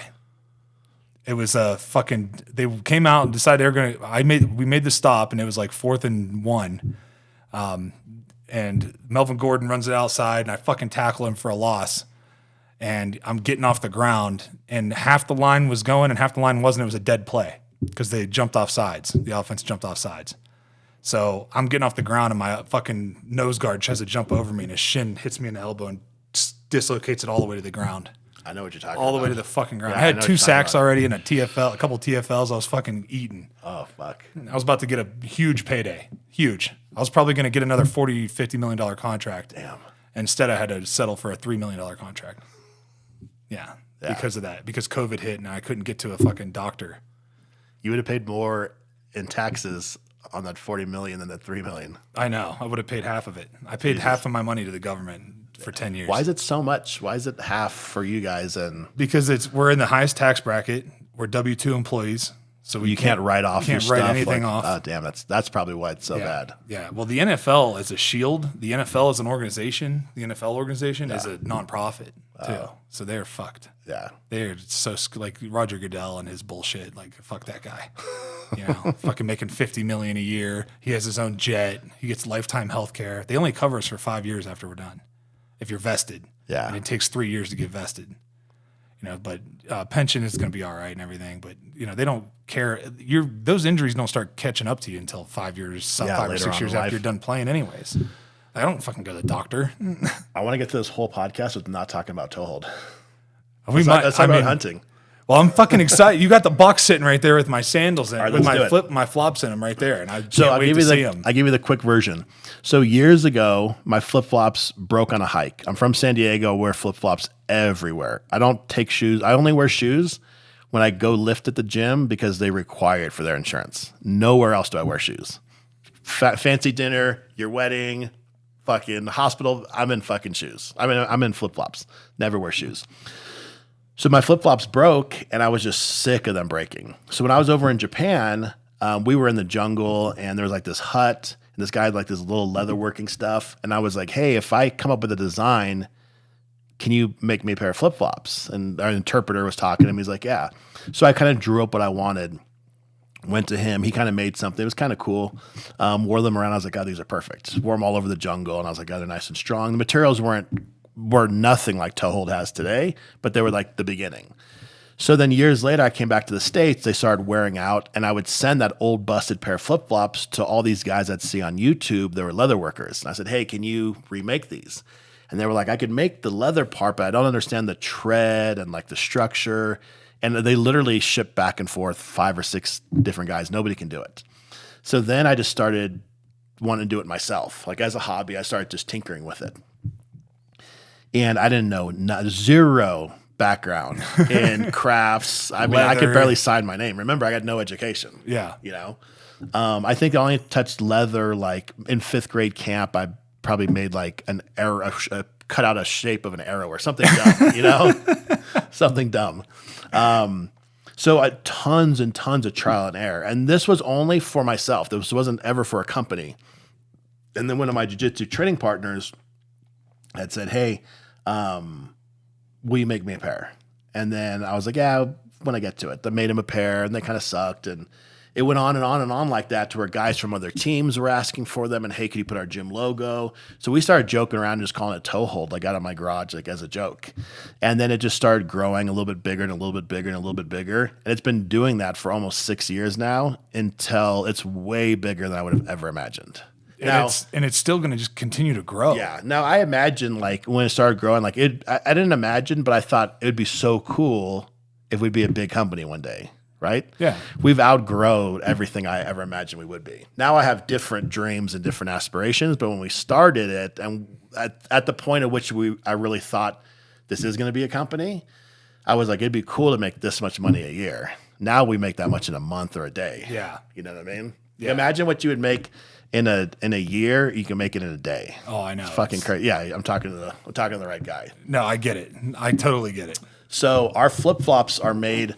While you open that, I'll just keep talking. Our flip flops everything is made in America. The tread is a rubber compound that's made from Vibram. Vibram is the best tread manufacturer in the world. Now, with your particular flip flops, you don't have a normal foot structure. Your feet are fucking crazy big. So I may have to adjust some straps on those, but I think we probably have them down pretty good. Fucking things, dude. Got your logo on there. That's all hand The stippled. wolf untamed. Got me carrying my elk. Then you put an elk on the bottom of the heel. There's so much room on there. I could have done. I know. You gotta draw a fucking Picasso on there. So that tread is a Vibram tread. Like I was saying, just to make Vibram tread in the U.S., imagine all the EPA bullshit that has to go on. Let me see. Dude, it's perfect. It is fucking perfect. Sweet. Having a foot as big as mine is, I usually have like the heel hanging off. Or I'm the fucking man, bro. Dude, when it comes to flip flops, I'm the dude. fucking man. Thank you, bro. Thank you so much for this. Seriously, like this is so huge. these will break in and shape to your foot. So here's where all the magic is. So first you have the Vibram tread, like I was saying at the bottom, and to make rubber in the United States is super expensive. Nobody does it. They're the only people that do it. Right. So we get it directly from them. And then the leather itself, this is what's called vegetable tanned leather. And more specifically, it's full grain vegetable tan leather. And what that means is that leather is processed and preserved in a tanning drum that only uses roots barks and tannins that come from the earth. This is how they've been making leather for 6,000 years. Yeah. When Nike came along in the 70s, they started introducing all these synthetic materials. The pleather. And then these companies were like, oh, fuck, we can make way more money. We don't have the costs are way lower. This leather a piece of it cost more, just for me to cut the leather and have that piece costs more than an entire pair of Nikes to make. Yeah. So when people wonder why there's a cost disparity, it's not. This is what American made high quality stuff costs. They're $400. They go up to $1,000. I know you have those elephant ones that are just fucking unreal. We had elephant, stingray, ostrich, crocodile, alligator. We got everything. So what you see here is a double-sided strap, and that strap has top grain on the top and the bottom. So just to make that strap alone costs more than what a nice pair of Nike. What does it cost to make that strap? Me? We won't go into those details. Yeah, you don't want to get Yeah. I Yeah, knew it's you a would. lot. It's a lot. I assumed it was. I mean, it has to be. When I put my hands on Josh's, I was like, dude, these things are fucking made well. Yeah. Now, we used to be There's nothing else like this. Nothing. Nobody Well, makes here's anything the like thing, this. man. If you're the people you're marketing to, right? Think about it. I have Gucci flip flops up there that were fucking $500, probably $600. Those Yeah. things are junk. Yeah. They're fucking They junk. cost probably $12 to make. I know. They're junk. Legit, they cost them $12 to make. But the reason we don't go so much into the details anymore is because we now have counterfeiters out there Oh, you have in counterfeiters India now. and China. Now, they don't take any of our American customers, but I think it's fucking cool that they do this because only big brands get copied. But I like to fuck with them, and I don't want to make their job any easier, so I don't tell them how we make our flops anymore. I used to have videos on YouTube, on detailed everything. Nah, you got to figure it out, motherfucker, like I did. Yeah, good luck. And then when somebody buys a pair and they fall apart and they're like, fuck. But also, the reason I'm not overly protective is Hold on. Have you had anybody send you a pair and they were counterfeit? Like send you a pair like, oh, these fucking broke. Or, just pictures. Yeah. Yeah. and you're like, those are fake. People, if you were in India and you bought a Rolex, you know you're buying it, it's fake. Yeah. But if you buy a Rolex on Rodeo Drive, you know it's real. So if you didn't buy toe-hold flip-flops from me and my team, you didn't buy them from us. You Yeah. know? Because you're not selling them wholesale to people, right? Let's go in a little bit about leather. So that vegetable tan leather is how humans have always used it. It's a natural tanning process that doesn't affect your feet at all. There's no toxins. There's nothing on there. Do you have dogs? No. Okay. No. Your dogs will eat these because it's real Yeah. leather. So the number one way to destroy our flip-flops, dogs. They chew them all the time. Yeah, My they dogs never destroy chewed everything. anything. So what this leather does is it's what humans have always had on their feet dating back 6,000 years. Up until the 70s, every human on earth had that on their feet. Nowadays, only skilled people can use this stuff and make this stuff. It's so hard to work with. The tannery we get this from is a 150-year-old tannery in the United States. They make a very limited supply. They used to supply Louis Vuitton, but they couldn't handle the volume that Louis Vuitton has. Yeah. So they cut Louis Vuitton out. They said they're kind of pretentious fucking cunts. I mean, they're French. So exactly. So we buy a large amount of leather from them. Check these out. So you can't even get that leather from somebody else. Like a normal person can't buy it. It took me years and years and years of building a relationship to buy it. The vice president's a bow hunter. Yeah. That's why we have that relationship. Other leather companies, they're fucking fucking pussies. Like we don't want to buy shit from them. Right. And then Super fucking liberal. the companies. structure of that flip flop, it has a piece of paracord through the middle, which is super strong and virtually indestructible. But if you notice the straps, you see how the straps come underneath your foot? Yeah. That's called a tuck under design. That keeps the flip flop snugger to your foot. And can I see this one? I'll show for the people that are looking. So it keeps the flip flop tight to your foot. It doesn't have that baggy effect. Yeah. But also what this does, you can never do this with synthetics because it'd just be a lump under your foot. Mm-hmm. Leather embosses in itself. So this will eventually emboss into the bottom layer, creating a perfectly smooth, flat surface. Now, if you notice, there's no arch support in here because your fucking foot doesn't need to be supported by it. Your arch doesn't need to be supported. Your arch is made up of tendons, muscles, ligaments that support itself. It's the same principle where if you wore a neck brace, your neck's just going to get weak, docile, flimsy. This is going to encourage foot strength. In addition, this leather over the course of about a month will start to mold and shape to your specific foot. Yeah. If you buy those pair of Gucci's you have upstairs, I'm sure they're pre-molded. Whose foot is that? That's not your foot. No. That's just whatever that person in that factory decided your foot should be shaped like. So what that causes is more atrophy and sedimentation in your foot, which eventually just leads to your feet being weak and sore. Yeah, it's the base. Like, we have this weird philosophy as humans, and you're probably well versed in this just because you were in the NFL. From the ankle up, if something's injured, it's mobility. Move it, get it moving, get it rehabbed. If it's your foot, let's offer more support, more cushioning, more stagnation to it. Makes no fucking sense. Yeah, it doesn't Your make any foot needs sense. to move. Like if you're listening to this, open your hands all the way up, make a fist, do that back and forth. That's what your foot should be doing constantly. It does it by the way our flip-flops are made, but it also does it simply because I could slide my foot out of my flip-flop I'm wearing now, and I could just open and close my toes. Yeah, you can't do that when you tie Can't do them it up with in a fucking shoe. shoes on. Shoes cost binding. Now, there was this guy, this Olympic trainer on Rogan, who had said that every athlete he works with, a universal truth about all of them is every single one of them has weak feet. All of them.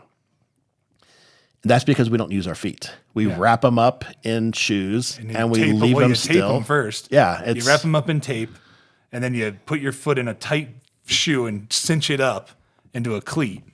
Now, you had mentioned you don't like stuff between your toes. Squeeze that with your finger. Squeeze that thong, that paracord. You see how narrow that is? So narrow. Your toes don't touch enough for you to ever feel that. Yeah. So a large amount of guys who never wear flip-flops or like flip-flops love our flip-flops for that reason. You don't even know it's between your toes. Yeah, you don't. They're feel never it. going to You just break have it on you. You don't feel it. You can run in these if you want. I run, I jump rope, I do all kinds of shit in them. But most importantly, I hike up to the top of mountains in there. I bow hunt in them. I'll hunt with my rifle. I'll hike to the top of a mountain with them. I'll take one pair and travel the world and have zero fear they're going to break. Yeah. If something happens, you need to run, they're not breaking on me. And we also have this. So the sizing on them is a little bit larger than a regular. Shane, grab that crispy boot right here. It's got the same sole. Vibram? Yeah. Vibram's the best. I'm pretty sure it's a Vibram sole on this crispy boot. Let me see the bottom. Yeah, it's Vibram. Yeah, Vibram makes the best tread on earth. That's why we use it. See? Yeah, they're the best. Vibram. And it's funny because I had a really hard time finding good boots.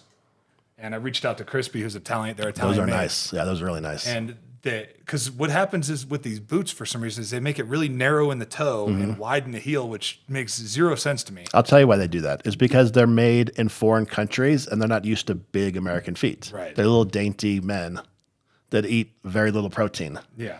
Americans eat protein. We have big feet. Eat beans We have and big mash. cars. Yeah, those are nice boots. So that's the feel those. basis of our flip-flops. Those are sturdy. Yeah. I mean, that's the thing. I'm hard on everything, man. Yeah. Like, I'd fucking tear everything up. So So- that's why I was like, I need a fucking flop that. You also have what we call a toe box. So if you put your flip-flops on, you'll notice the front of the toe will protrude out a little bit. That's to protect your toe if you're walking either up a hill or down a hill. There's sharp rocks, scorpions, thorns, whatever it might be. Your toe should be protected from stepping on stuff. Also, that leather is going to cup and curl to your foot over time, taking up some of that length. How long does it usually take to break these in? Some people say they do it right away. When I wear a pair, I really like the way they feel after like 3 to 5 days. Yeah. You're big, so I think your body weight is going to make them shape within probably the course of about a week. I'm looking forward to this, man. These are badass. Thank you again. Yeah, you're welcome. So that's what we make. I didn't want. And you make T-shirts and stuff too. Yeah, we make Badass other- we T-shirts. make other gear, Pull up too. the T-shirt that he makes, the one that I love. Yeah, so we make fun of a lot of people, and we're anti-pedophile, and we're like the furthest thing from libs. So we'll make fun of people. We'll trash people in the comments. Like if people, so one thing people complain about, they're so expensive. They're not. It's $400 fucking bucks. Yeah. You could go. So you probably have a pair of Nikes that are worth more than $400. I'd imagine, right? Yeah, probably. Yeah. Probably But the cost, here's the important part.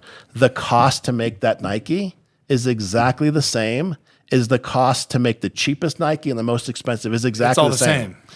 What makes it more expensive is its rarity, which is a real thing, The limited. but there's no better materials in one versus the other. In our flip-flop, it's the best leather on the planet. And it's all American made, and it's all made by Americans in Las Vegas. Nothing we use is from another country. Yeah. Nothing. So that's what it fucking costs. So our flip-flops aren't expensive. Just that's what a flip-flop costs if you want it made in America and you want it to be good. Now, there's other types of leather. There's the vegetable tan, and then there's what's called chrome tan leather. Chrome tan is made in about a day, and it's made with chromium. Everyone knows chromium's fucking terrible for you. Yeah. That's what people use on these really low quality bullshit flip-flops. So you're literally soaking your foot in a sweaty layer of chromium. It's terrible for your body. It's terrible for your skin. And your Who knows feet- what the fuck well, it's doing your to you. feet, like They sweat in it. the pores down there will just like that chromium will Absorb get it, into yeah. you. So the metals from that will get Yeah, into it's your, all fucked up. So those cheap flip-flops you're wearing are terrible, and they're terrible for the environment. So the 25% of ocean plastics, we've all heard about the ocean plastic, 25% of it, flip-flops. really. Mm-hmm. Flip-flop is the number one footwear in the world. Think about it. All over Asia, Oh yeah. all over Africa, all over the Middle East. Yeah. You're talking about billions of people. They wind up in the ocean. They wind up on beaches. They're super toxic and they're disposable. So you make a pair, you throw it away. Yeah. These last for years. The only way you can fuck these up is if you just drag your feet like a Neanderthal. Yeah. But even car tires, a car tire made out of rubber and steel won't hold up to being drug on a street. Right. You know, burning out, sliding your brakes. Even a tire won't hold up. So nothing holds up to the road. But if you pick up your feet and walk like a normal person, they'll last you several years. I have a pair that's 5 years old. And they're still good to go. The only reason I didn't wear them today is because I have this pair I'm wearing now that I got to eventually fucking break in. Yeah. I What always do you wear got them. on now? I got these blue rhinos. Oh, dude, those are fucking sick. Do you see how the flip-flop has flattened out right Yeah. here? And you see how it started to cup and shape around my foot? Yeah. It starts to get this cool vintage patina on it. Dude, that teal color is It's rad, right? it's really fucking cool. Thank you.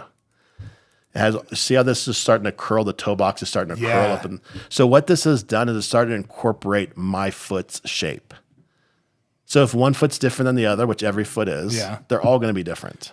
Well, that's why even Nike when I first started wearing Nike cleats, like they had a cleat called the Apocalypse, and it was like real leather, and that thing was I wore that for like 4 years, the same cleat.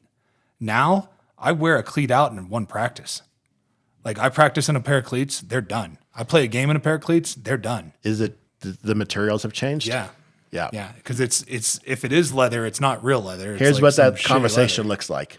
How can we make more money? Mm-hmm. Like use cheaper materials. Yeah, and they use that fly knit shit that is fucking terrible. Like zero support. Yeah. It's just light, which is cool for if you're a fast receiver. More plastics, more synthetics, more pollution, more destructions, all the same shit. But they're the same ones, pushing all this fucking greeny bullshit. yeah, they're you so know? full of shit. Yeah, it's just like a vegan act thinking that an avocado farm isn't bad for the environment, or that an almond ranch isn't fucking Right? Suck When up all of our water. Yeah, you're sucking up all the water. You're literally destroying you're destroying a whole ecosystem with one plant, with one tree. And then these solar fields. You take a whole fucking mountainside. What do you think that does to the We got them in animals? Vegas. We got giant deserts covered in Yeah. solar. When they wear out, no idea where they're putting 700 acres worth of fucking solar plants. Well, they can't recycle them, and they can't dispose of them. Yeah. So what are they doing with them? Yeah.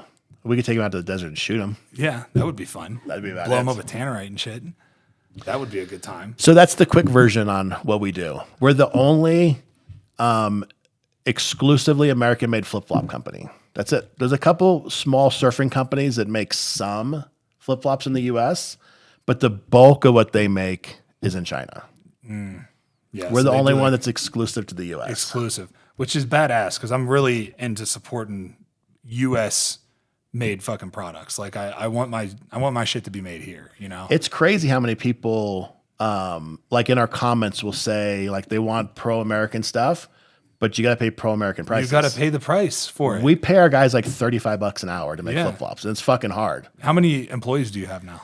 We have 4 guys making flip flops, 1 guy making bags and wallets, a team that works on like rash guards, a couple designers, fucking lawyers, all that shit. So, a dozen plus guys, dozen and a half people. Yeah, and it just started in your fucking garage. Yeah, it's actually still in my garage. It's still in your garage. Yeah, I got a 3-car garage that's all tricked out to this really nice shop. We were thinking about putting it in like a commercial place, but I was like, it's the same size as my fucking garage. Yeah. And plus everyone comes And now you over get to write anyways. off your mortgage too. Everything's right? written off. Yeah. We got good tax people.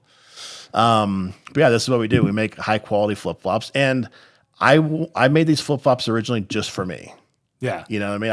I didn't come with like, I got this cool idea. Check these out. Some guys, if they message me and they want a pair of flip flops and they're a dick, I'll tell them to fuck off. I won't even sell you a pair. Yeah. I won't even sell you a pair. Fuck I don't give a fuck. Walk around barefoot.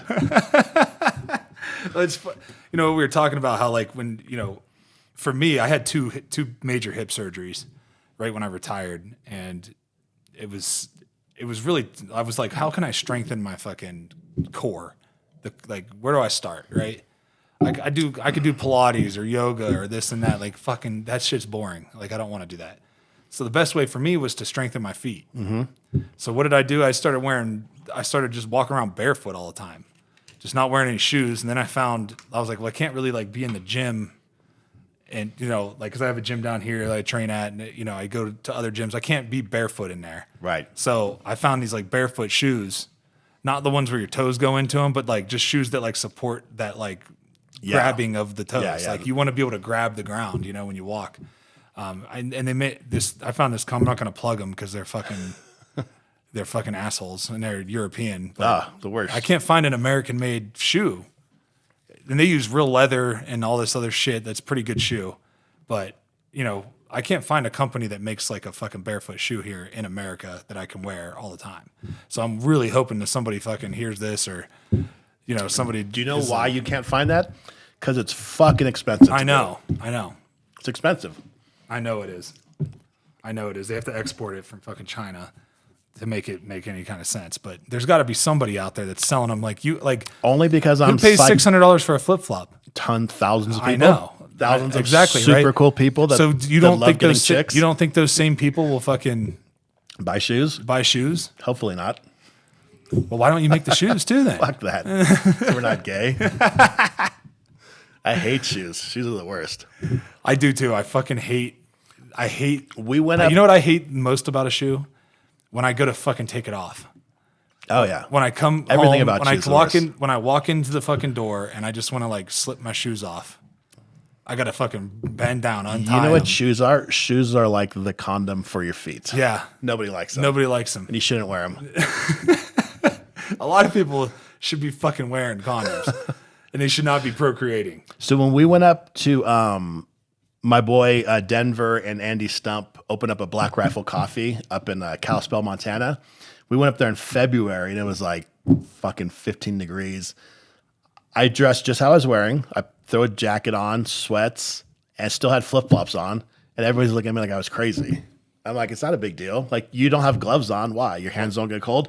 My feet don't get cold because they're not fucking full of atrophy. Like, my feet are super vascular. They're super strong. Yeah. So, like, I could go down to almost 0 degrees.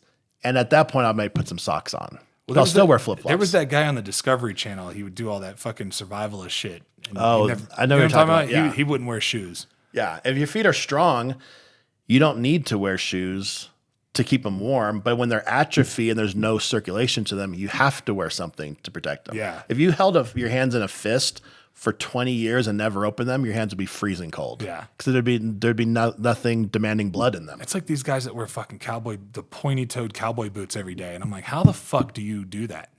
Like that. Pointy toes are tough. Yeah. Cowboy boots can be incredibly comfortable. Good, high quality ones can be incredibly comfortable. I got a question for you. What do you know about hypnotism? I know a little bit. I've done some EMDR. My boy, Dom the hypnotist, is a huge contributor to why we've like Toad's been so big and so successful. So to circle full back, all that trauma as a kid, I hate the word fucking trauma because it sounds gay, but all that like violence we've seen as kids. So I used to not plan for the future of Toehold because I'm like, we'll probably just get shot or killed or die in a fucking car accident. Well, you like, just expect the worst to happen. exactly. Yeah, you're just So working with, and what a hypnotist does, it's like a catchy name, but it's really like timeline therapy, and it's almost like a therapy session while you're doing meditation. Yeah. You know, so you're self-driving it, and he's just there to guide you. But I was able to go back in my childhood, not even realizing that this was something that was hindering me, and realize that all that death and destruction I seen when I was younger kept me from being able to plan like long term, because I was just like, fuck, we're just gonna die anyways. So working with somebody like that really contributed to the success of Toehold. And he works with tons of people, super successful people.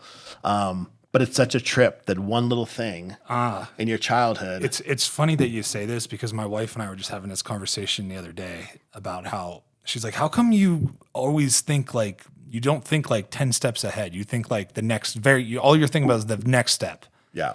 I said, because I was like, because my whole life has been I've been very successful and everything, but I've failed more than I ever, most things go to shit around me. Like that's just the way it's been since I came out of the fucking womb. Like things just go to shit, whether it be my fucking, I'm just having a random day, minding my own business. Next time I'm getting fucking beat up, for just fucking breathing, Yeah, just being there. Yeah, just for being there in the wrong place and the wrong time. So I'm like always looking at like, I'm never looking 10 steps ahead. I'm just looking at the next step. Like right. Next step, next play. Next step, next play, fucking short memory, like get through it and fucking, keep it moving. And she's like, you got to think like a chess player, I'm like, you're right. I need to do that more because when you talk about the childhood trauma and going back, that trauma word, it's like fucking makes you kind of sound like a pussy when you say it. It's a victim word. Yeah. Yeah, it is a victim word because I don't see myself as a victim. I see myself as a fucking, a guy that just fucking went through some shit and, now I'm kicking ass. And it's like, I feel like everybody should fucking be able to think that way, but most people are pussies and want to be a victim. Yeah, I don't care that I seen you die. Like, why did you die in front of me? That's Right. your fault. You should have died over there. Yeah, go fucking over there. Why'd you die on our porch? Yeah, why'd you do that here? And that's the question is why, right? I was always asking myself why. Why didn't I have like why does my mom doesn't know who my mom was a fucking prostitute. She doesn't know who my dad is, where he came from, any of that. She was like, I used to go on month-long blackouts, so I don't fucking know. Doing drugs and stuff? Yeah, doing drugs and drinking a lot. And she would, so she just didn't know. And then my stepdad was an abusive asshole that just would beat the fuck out of us all the time. It's like, was his thing. So I was like, how do I come to terms with that? And when you talk about meditation, I did these EMDR treatments where I would go into these deep meditations and talk to myself as a young kid and like console like I went back and I consoled like a 3-year-old me, went back and consoled like a 14-year-old me, went back and consoled like a 6-7-year-old me, and was able to like console them and be like, look, you're not alone. Like you're safe now. And then we could fast forward to when I finally got to do DMT. And when I did that, because for me as a kid, I was always jealous of other kids that like had moms that loved them, because my mom, she might say she loves me, but like I didn't feel that from her, Yeah, it's easy to say it. It's easy for her to say it, but she never showed that to me. Like I never felt love. I felt like she was setting me up for failure most of the time. She would do things to kind of get me beat up and kind of like liked it or something. I don't know what the fuck it was about. It was weird, but I was able to go in and feel what a unconditional mother's love was, what felt like on a DMT trip, and that was like fucking life changing for me. So I have done a lot of different meditations. I microdose every day with mushrooms, and that helps me with a lot of because for me, anxiety, depression, all that shit, it just comes out as anger. So like, and in violence. So like, I'll just fucking snap on somebody and they won't even know why, right? They're not even ready. They're not. Why are you at that level already? They're like, why the fuck are you so, all I said was, I didn't even say anything that bad. And I'm just like fucking snapping on them, and it's like, I'm ready to fight them. And they're like, whoa, but then like the day before that, they were able to make jokes with me and stuff. And it's like, this has helped me come to terms. And it's like, it's not even about them. It's because I'm still dealing with shit daily from my childhood that I didn't deal with. So Yeah, totally. so if any, I don't know, you microdose, right? Yeah. And what do you think? It's fucking awesome. It's fucking great, right? Yeah. It's like I feel like I'm operating on a different plane than everyone else. Like when you talk to people and they get weird about it, I'm like, you're just fucking stupid. You know, to me, you're just dumb and you're not open to anything, because you'll take the fucking vaccine that they give you that's killing people. You'll take the fucking antidepressants and the lithium that they'll give you, which is fucking terrible for you. Yeah. You'll take the Let them do all that shit. Yeah, Let let them 'em. do the abortions. Let them do the vaccines. Yep. Let them not do microdosing, and we'll just keep everybody successful on this side of the table. exactly. That's how I look at it. It's like you're not going to change. I deal with this with the hunting. The world community. needs some losers. Yeah, you gotta. Yeah, you're right. And they talk about population control this, population control that. Like there's too many humans. Well, they're the ones that are gonna fucking die off. So why am I upset? Like I'm not gonna be. Go ahead. You want to fucking live like a turd? You want to be a genderless fucking low testosterone having motherfucker? Like go ahead. That's on you. But I'm gonna continue eating fucking deer and elk and fucking cow and bison and everything else, every other red meat that I want to eat. So to me, Yeah, it's fine if their genetics die off. yeah, go ahead. We don't want your fucking your weird fucking genetics around anyways, you know? So whatever. And that's why I think that all this, transgender stuff going on, I think that has everything to do with diets and water, like the shit they're putting in our water. I don't have any fucking solid proof of it, but I know that when I drink water straight out of the fucking mountain, I feel a lot better than when I drink this sure. water coming out of my faucet. And everything's done in a trend. So there used to not be school shootings because nobody used that as their outlet for when they finally say fuck it, right? Yeah. So nowadays, when you say fuck it, school shooting is the thing that pops to your mind. If they switched it to something else, shooting up truck stops, everybody starts shooting up fucking truck stops. Yeah. Or it's whatever it the might be. media fucking puts the attention on. And then trans is only a topic because they talk about it all the time. Right. It's such a small population. And I get it. Like, look, if you want to be a fucking whatever, you want to be whatever you want to be, this is America. Go ahead and be that. Just don't fucking force it on my kids. And I don't care if you're a tranny, just at least be hot though. People like me and you shouldn't be dressing up like chicks. No. If you're hot, you're dainty, you have a nice figure, Well, to me, it's like pick a fucking side. at least get some tits. like shave your beard at yeah, least. just get some fucking tits. You got guys with full beard walking around and fucking dressed. Like, dude, pick a side. Yeah, I'm not gonna call you a ma'am until you've committed to at least triple D's. Right. You got to at least fucking throw some Yeah. bolt-ons on, right? Yeah, you can't just fucking throw some feminine clothes on and expect me to fucking change how I identify you. Well, and to me, it's weird. Why don't we see you don't see so much. I remember when I was a kid, it was more, you didn't see so many guys wanting to be, female. It was like little girls that thought they were boys. Yeah, More so. more butch. It was you saw these like tomboys that like were really felt like they were a boy and they wanted to do shit the boys were doing. But then those girls would, they'd get to high school and go through puberty. And That was like the fucking, grunge phase, right? Yeah. The chicks were growing out like their leg hair and stuff. Yeah, they were growing out their leg hair and they were fucking being butchy and being manly and all this shit. And that was fine. Nobody fucking cared, right? It was like, whatever. That's fucking, what's her name? I don't know, Vicky from fucking Yeah, down the nobody down the wanted road. to bang Nobody those cared. chicks anyways. Like there was a girl in my neighborhood named Victoria. She tackled me one time and I fucking knocked the wind out of me. Playing backyard football with us, fucking knocked the wind out of me. I'm laying there. I was like, Jesus, she was a freaking animal, but like, she grew up and became more feminine and girly. It's just like part of. I feel like you can't just like put a kid that's like not even gone through puberty yet on puberty blockers and hormone therapies and stuff. Like, let them get through that and then become an adult and then decide what they want to do. What do you think about trannies in sports? Oh, it's fucking. Listen, I will fucking just fight this till the death. To the death. Because I have daughters. And that's the only reason I feel this way. And because I know how much stronger a man is than a woman. Like, I know how much stronger I am than my wife. My wife is a crazy strong athlete. She was a fucking. She competed in Olympia. Like, she was the rookie of the year for all that fucking bikini it means model shit. nothing. And that means absolutely nothing, because if I could snap your fucking arm with my bare hands. Like, I can grab your arm and snap it. So what's to say, like, think about this Leah Thomas one, right? Is that the swimmer chick? Yeah, the swimmer, right? Not even in the top 500 or something in men's NCAA. Transitions and wins the fucking national championship. Well, ties, and then they gave it to him.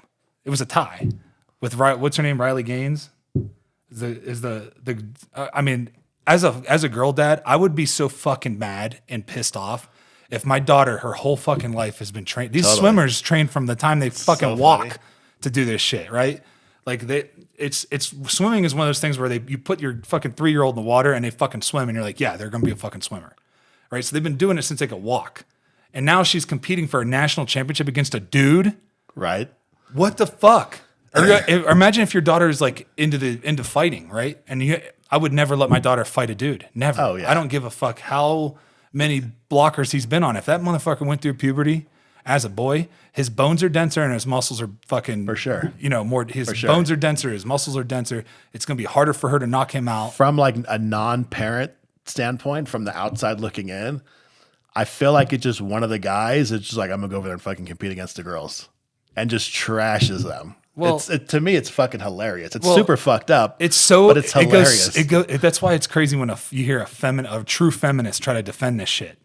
They can't, because it's literally taking everything that they've done as feminists and for women's sports and women's rights and just fucking dumping it down the drain. Do we just do not gender sports and just sports? The best person wins.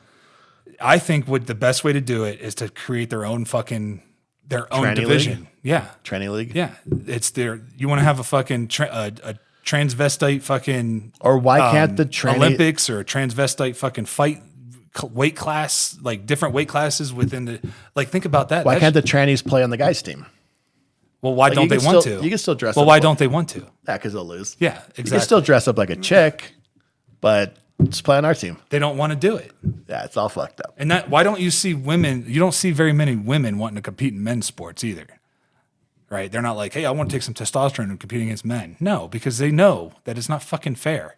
It's just not fair, and that's why it pisses me off. And the other thing is, I don't want little boys in the locker room with my fucking daughters. I won't have it. Yeah. It won't fuck. If I fucking see it one time, I'm gonna lose my fucking mind, and I'm probably gonna go to jail because I will fucking kill someone.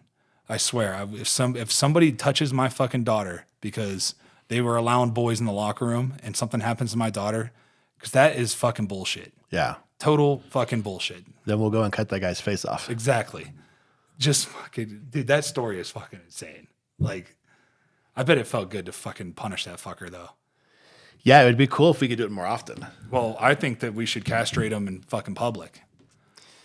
Yeah, the old school like execution stuff, but they got to at least get a fair trial because we're Americans. Give them a fair trial. Give him a fair trial. You get found guilty, let the squad take him out. Yeah, bring him out in Bring public. back old stonings, hang him from a tree. Yeah, that would fucking deter him Crash from doing test that. Maybe dummies, all kinds of fun stuff. You know what's not going to deter him? When you fucking let him out of jail, with no bond. Because that's kind of what they're, and then, or when you're California and you're passing law, you won't pass bills that make it a felony to traffic children.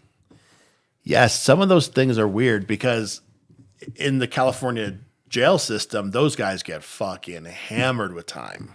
You know what I mean? Like, you do one or two things, you're doing fucking life. So those other scenarios I hear where like dudes are getting off scot-free, I don't know what's happening to make that happen.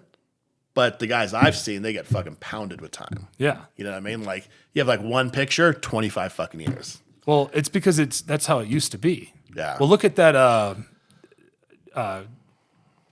the Kitna quarterback, right? His son. Remember Kitna?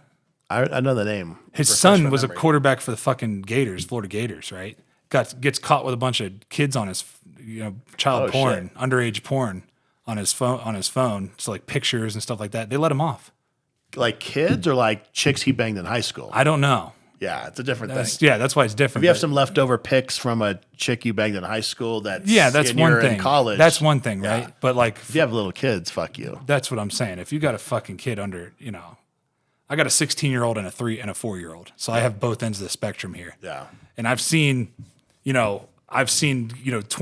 23-year-old boys like taking glances at my fucking 16-year-old daughter, and I'm like, hey, take it easy, bud. She's fucking 16. Relax. And they're like, oh shit, But to me, if you fucking if you fucking dick around with a little kid, you are the worst type of human there is. And you don't deserve to fucking live. There's nothing worse there's nothing I could think of that's Nothing nothing that I could think of worse than a fucking person trafficking a fucking child for sex. Like, what the fuck is wrong with you? Yeah. You should be fucking killed. I was gonna give you a comparison, but I think And people that argue this are fucking, to me, you're just as bad. If you think that these people deserve to fucking live and that they can change, you're wrong. No, they're never going to change. Fuck no, they can't change. You don't get that broken and get unbroken. Exactly. That's like saying Jeffrey Dahmer is going to stop eating fucking brains. Like he's not going to do it. It's not going to happen. Like, I don't know, man. I just think we live in crazy fucking times, and I just try to keep my family. I don't even know if it's that crazy. I think the media now, because we have such a symbiotic relationship with information, the news could just trickle out one thing and everybody talks about it. Because there's definitely more now, but I feel like there's always been child molesters. There's always been weirdos. There's definitely more fucking trannies nowadays. But well, I think a lot of that has to do with like the trend. It's trendy to do that. Trendy, whatever it might be, or maybe we just hear about them. They did a study with these high school kids. What was it, like 40% identified as LGBTQ? It's like that many? Yeah, it's like 40%. That's wild. It's because it's the cool thing to do. You know what I bet they also do? They probably also wear shoes. Yeah. It probably has a huge... they probably need to fucking switch over and strengthen their feet. And put some flops on. Put some toe holds on. Get tough. Eat some fucking steak. You could be a fucking pussy. Yeah, quit having allergies. The fucking allergies of these kids. When I worked at Apple, we had so many people with allergies, and I'd never been exposed to that before. Like, we grew up poor. We fucking drank out of the hose. Yeah, you ate and drank whatever the fuck was. Yeah, if you had an allergy, you were dead when you were a kid. You were eating what my fucking grandma gave you, you know? But I had it was so foreign to me that you were allergic to something. Right. Like, I had heard rumors on TV shows of people being allergic to, like, seafood, but not peanut butter and fucking breading and all this stuff. Like, we had guys that would literally die if they were around eggs. Yeah. It was so foreign to me. It's like, why? Yeah. Why is that? I think it's because of the vaccines. I think it's the vaccines that are doing shit like that. It's that. It could just be that when they're young and they're exposed to food, they're exposed to a very limited amount. So anything outside of that, like, their body just shuts off the ability to absorb. I don't fucking know. It blows my mind they can't eat an egg, but they can go to fucking McDonald's and eat a Big Mac and be fine. You couldn't get further from a doctor if you have me. I got the furthest thing from a fucking doctor. Me too. I fucking have no idea what I'm talking about most of the time, so I'm just rambling off fucking opinions. So if you're listening, don't listen to me. Right? Like, I don't know what the fuck I'm talking about, but I'm just from experience and an opinion. If you value my opinion, great. But go fucking see a doctor before you fucking decide on anything. Yeah, we're just talking. Yeah, we're just fucking bullshitting. What kind of bows you got back there? So I shoot Hoyt. Hoyt's a sponsor of mine for my hunting show. I got a Hoyt bow. Which one do you got? I might fuck it up. It's the carbon fiber RX-7. Yeah. Is that correct? Yeah, that thing's badass. It sounds like a fucking race car, doesn't it? Yeah, that's why I'm always worried if I'm messing. And it's cool because it's like fucking twisted. It's fucking cool looking bow. It's the most. These are the Hoyt Highlines. It's the long draw bow. I have a 33-inch draw, so I can't shoot I can't shoot any of their other bows. What's longer? Are the cams longer? I can't see with that light. It's here. I'll grab it. Those are sweet. Let's set right there. Yeah, so it's fucking taller, and the draw length comes back. So what happens is, how'd you get that on there? That grip? It's this Bomar Archery grip tape. I need some of that. And it's like when you're sweating or when it's wet and rainy, it never loses its like grip. I love it. I think it's fucking awesome. I have such a big hand. You see my fucking hand how big it is. That was the other problem. It was like the bow was sliding around in that groove. So I found this stuff from Bomar, and he hooked it up. So it's really good stuff. Yeah, this is really nice. But what happens is that these other bows, these regular designs, when you take 80-pound draw and pull it back to, like, they're all spec'd for like a certain length of how much force is going through there. What happens is if you try to take one of those other bows and pull it back to 33 inches at 80 pounds and let it go, eventually blow up. Like like that's what would happen. It would just fucking blow up. So What's a bow like this costs? Can you buy these in the store? Or are these made custom? no, you could buy those. Yeah, it's the high line. It's the same price as their other bows. It's not any more expensive or any cheaper. It's the same shit. It's just designed for a long draw. So for bigger guys, taller, longer guys.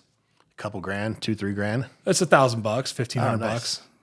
Your whole setup is going to cost you, $2,000 probably.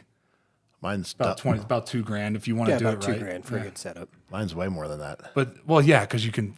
I'm talking about like when you do the cheap, when you like this. I probably have $3,000 into this thing. I thought maybe I got ripped off on mine. No.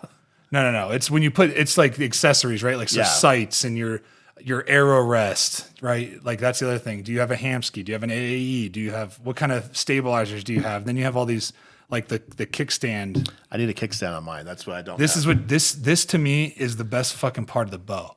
You know why? Because when I'm walking and I'm like I have to pull my binos up, what do I do with my fucking bow? Right? I'm not carrying a fucking sling and hanging it on me, Or they make this thing called a bow spider that you can like put a thing on your belt and hang it. But I just want to set the fucking bow down and hurry up and pull my binos up. I forgot that we were still recording. I that's the completely point. zoned out on this bow. This is so rad. Yeah, we'll talk offline. I want to get one of those. Yeah, I'll have Hoyt send you one. Oh, actually, you know I'll what? I support. have a couple extra here. I'll just send you one to go with. I'll just send you one. Fuck yeah. Yeah, no, not a problem. I don't know, what kind of rest are you using? I don't know. Because the arrow rest makes a big difference, is what I've learned. I was shooting a Hamsky on the other one, but Cam Haynes introduced me to this one. So I got this learning disability where I can't remember names to things. It's not a real thing, but I can't remember names to shit. And then being a you hear me? I'm like, oh, this thing here, and that thing. I'm the same way. And then as a military contractor, you have to know like 50 million acronyms. So like I have my brain is so lost with names and fucking I could use something every day. I use this tool like in leather, and my buddy will ask, "What's the name of that?" I was like, "I don't fucking know. I've only used it every day for 6 years." It's the fucking thing I use for when I need to do this. Yeah, it's the thing, the black thing, bro. Go grab the black thing. Let's say, and it's the same with the stabilizers, right? And people nerd out with this archery. I've never shit. seen the stabilizer go back like that. Yeah, so it's just I take some long shots. Like I shot a deer at 80 yards last year. Holy shit! So and it was windy. So these stabilizers help you keep the bow stable. So it's fucking nice, man. And then I don't know what kind of sight you got, but these spot hogs to me are the best. They made me a fucking. I think that's what Andy Stump told me to get, but I don't think they had one, so I got a different one. Yeah. So how did you get linked up with Andy? It's a good fucking question. Oh, through jiu-jitsu. Yeah. So Callan, who's a buddy of mine, he's friends with Andy Stump, but then my boy Dan Hart, who's a really good customer of ours, a friend of ours, a jiu-jitsu guy I train with, he's also friends with him. Okay. So Andy originally started buying our flip-flops through Dan, and then Andy now owns a small part of Toehold. Nice. So he's involved with the business. I'm so glad I remember. I'm going to show these to my wife real quick. I'm Check the these out, worst babe. at remembering how I know people from. Wow. You ever seen a flip-flop that big before? Yes, I have. They're upstairs. Amazing. Thank you. Amazing. I love it. I'm going to hit you with it. You could literally use this as a weapon. It's as big as my scuba fins at my house. Yeah, I put a video. I reposted that video. It's fucking hilarious. These are awesome. I'm excited for these. I was telling him how I remember because she was like, "Oh, Mister, I don't wear flip flops." Now you're fucking all about the flip flops. Yeah. People could change. People get better. It's a completely different person than when I met. Yeah, I got dreads now, beard. When we first met, I just had won the Super Bowl. My fucking hair was slicked back. I had a fucking Cuban link fucking $100,000 chain on with diamonds in it. A fucking bust down AP. I fucking only listen to really just fucking rap music and fucking just listen to straight Future, Purple Rain, fucking mixtape. Like that was just because that was the culture. You know what I mean? So what's life like after winning a Super Bowl? Do we have time to talk about that? Yeah, we got time. So I've seen just the shows, obviously, like the 2 weeks leading up, right? Yeah. But nobody ever hears or shows. So the clock hits 0, celebration, confetti. What happens like the rest of the day, the rest of the night? So, all right. So it was really just one big fucking party for about a month. You just fucking partied all month. Like, we went to Vegas, fucking, I took a big crew up to the mountains. Sorry, is there bonuses that you get for winning Super Bowls, or is it Well, contract no, it's all the specific? same. Everybody Okay. gets paid the same. Sometimes there's like I know Peyton had like something in his contract for a Super Bowl win. Like coaches get stuff like that. Yeah. And then you're paid a certain amount per game. So let's say you go into the season, you get paid a certain amount for the year or a certain amount per game. Well, you're on a yearly. Getting paid yearly, but you get paid every 2 weeks usually. And then when you get to the playoffs, everybody's making the same. You don't get your paycheck that you were making during the regular season during the playoffs. It doesn't extend into the playoffs. That's what I wanted to know. So you get paid a different amount of money? A lot less. A lot less. Playoffs and Super Bowl are a lot less. Oh, interesting. I know that it costs.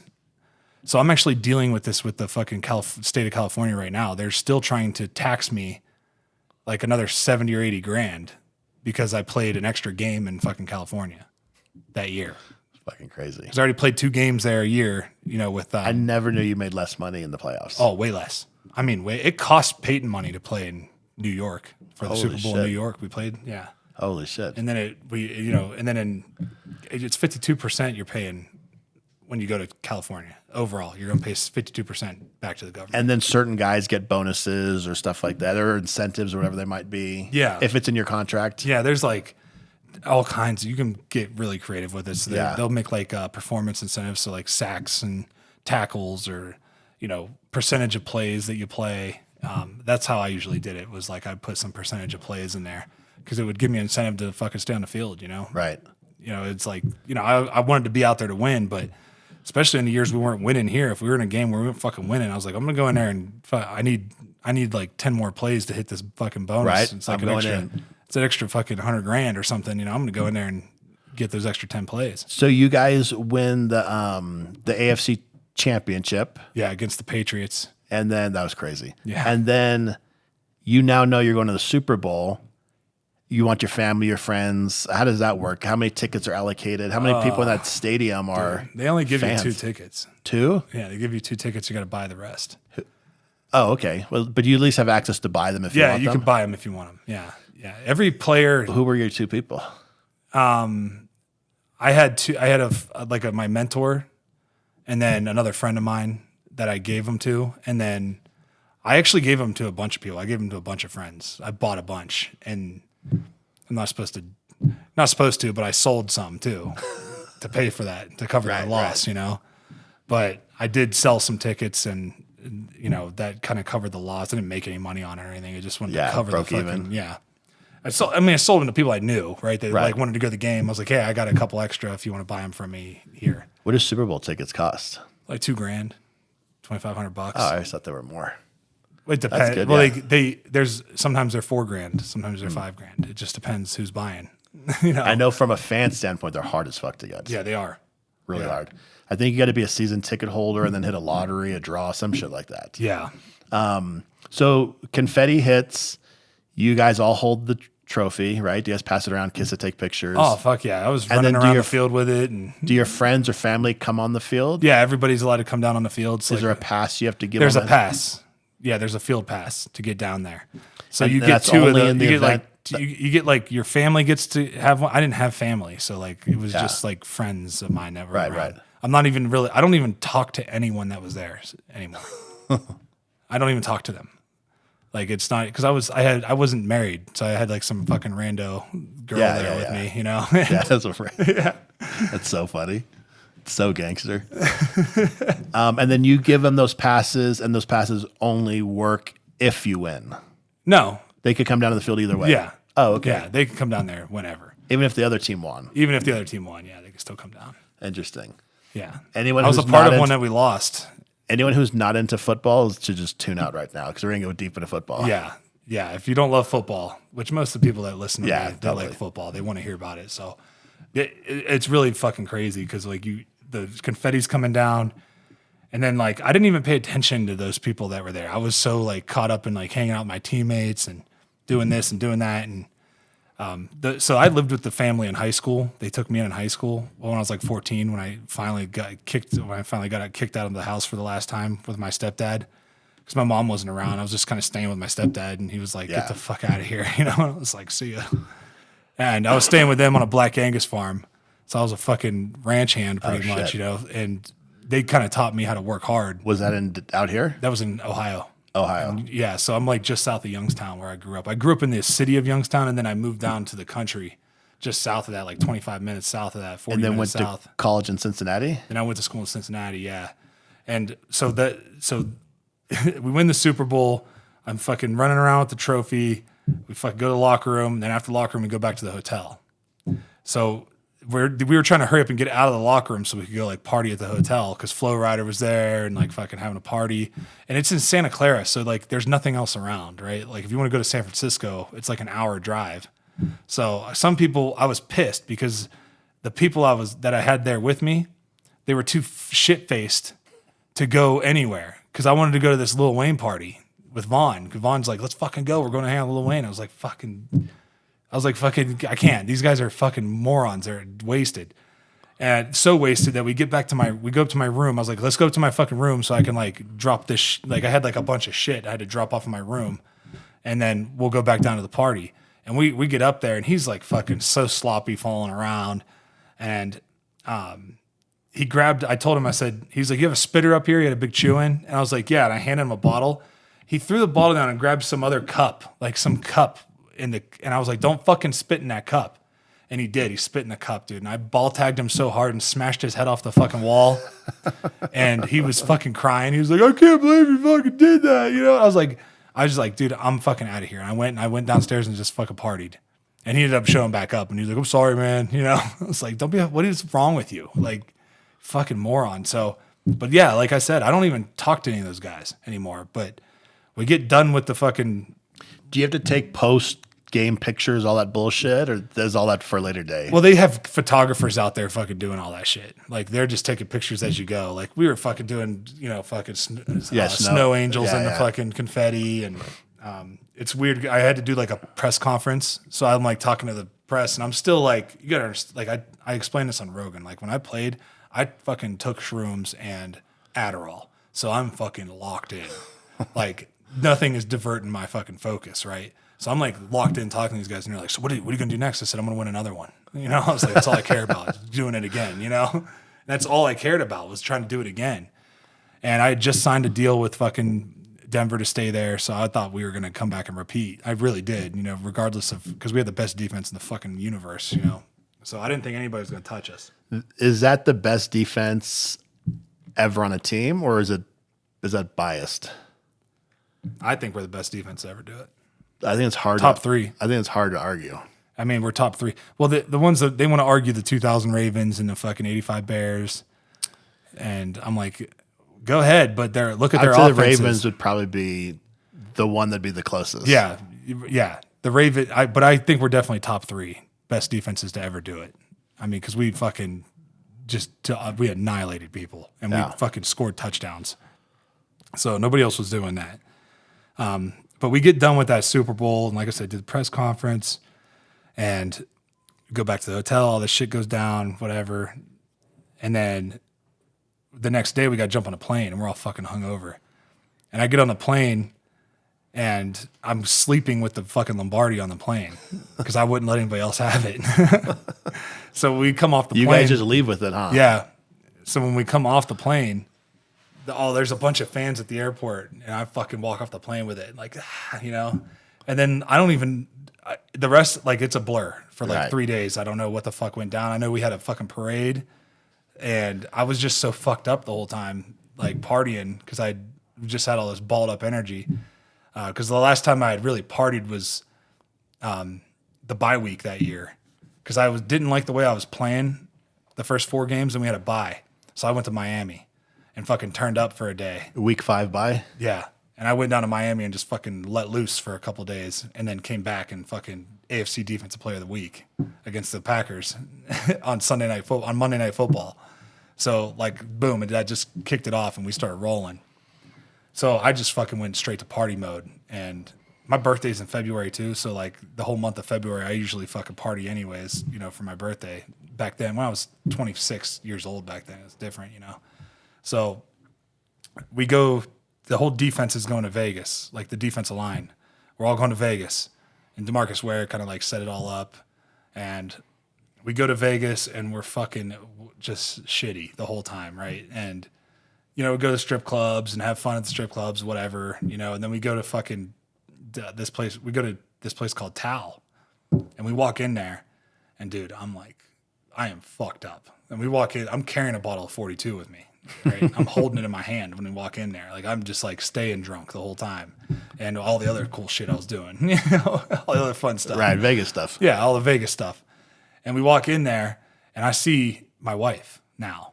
I see her, and I just did something about her. Like I could not take my fucking eyes off of her. Like I was like, I can't take my eyes off of her. Like I don't even know what to say. Like normally I don't get my words jumbled. I have no problem talking to women. Like I think I love you. I was like, I was like, I need another bottle of tequila. And she's like, no, you don't. And she wouldn't let me buy another bottle. And you're with the whole defense or Yeah. just defensive line? With the whole defensive line. So like the front seven. Everyone's gigantic. Yeah, so we're all fucking huge walking in there. I'm the only white guy, but I'm like diamond out fucking gold chains and shit. Right. And that's This really, is a week or two after the Super Bowl? yeah, it's like a week after the Super Bowl. So everybody knows. Yeah, so everybody fucking knows. And like they're playing my highlights. Oh, my shit. highlights on the fucking thing. Because after she started talking to me, because they were going to do like a whole presentation for us. You know how they do the bottle presentations in Vegas. Yeah, It's yeah. a fucking huge fucking. Super narcissistic. Yeah, it's super. Blowing whistles and blowing lights. whistles, and there's fucking girls in bathtubs and fucking. Yeah, just bring me my bottle. Keep it on the I'm deal. like, just bring me the fucking bottle. Like, I never liked any of that shit, right? But I started talking to her, and the first thing I said to her was like, I think we're leaving. And she was like, why? I said, because they don't like they didn't want to listen to EDM music. I don't mind it. It's fucking fine with me, Yeah. whatever. But they were like, dude, we're not fucking staying in here. And she's like, wait, you guys can't fucking leave. I was like, well, you better get the DJ to change the music or we're fucking out of here. And she was like, all right, hold on. She goes up and fucking makes them change the music, and he turns it to hip hop and starts playing hip hop. And boom, they fucking do the presentation. She makes sure that my highlights were playing. So they were playing like the Wolf Howl and all this other cool shit. And it felt like it was my celebration. She made it like for me. Yeah. And then she brought me this whole big ass cake. And there's a picture of her handing Did they me. know you guys were coming? Yeah. Did you guys? Oh, you prearranged it. Yeah, Okay. it was prearranged. Yeah. But like she ran the show over there. So like she's the fucking like when we go there still they fucking take care of us like because it's nice. Abby, you know, Yeah. because she knows how to fucking sell. She's a brilliant fucking woman. Like she's got a biology degree, so she's way smarter than I am. A little bit older than me too. So she's fucking What kind of biology? pre-med biology. Oh, Yeah, so she was like going to be a med student and decided she fucking hated it and fucking started doing bodybuilding and then was making fucking $200,000 a year fucking serving bottles and working 4 days a week Right. in Vegas. Why would you fucking do anything else? You know, it's stupid. You know, it's stupid to think of doing anything else. And then, yeah, so then she brought me this huge cake, this big orange cake. Like, congratulations on the Super Bowl, this and that. And I fucking there's a picture of that. That was like our first like meeting, and there's a picture of it. And I remember I posted that picture and said, have your cake and eat it too. Because obviously I fucking handled were you all business clean there. cut back then? Yeah, I had no beard. I had fucking slick back hair. The sides, Like in the combine, the right? sides were the same.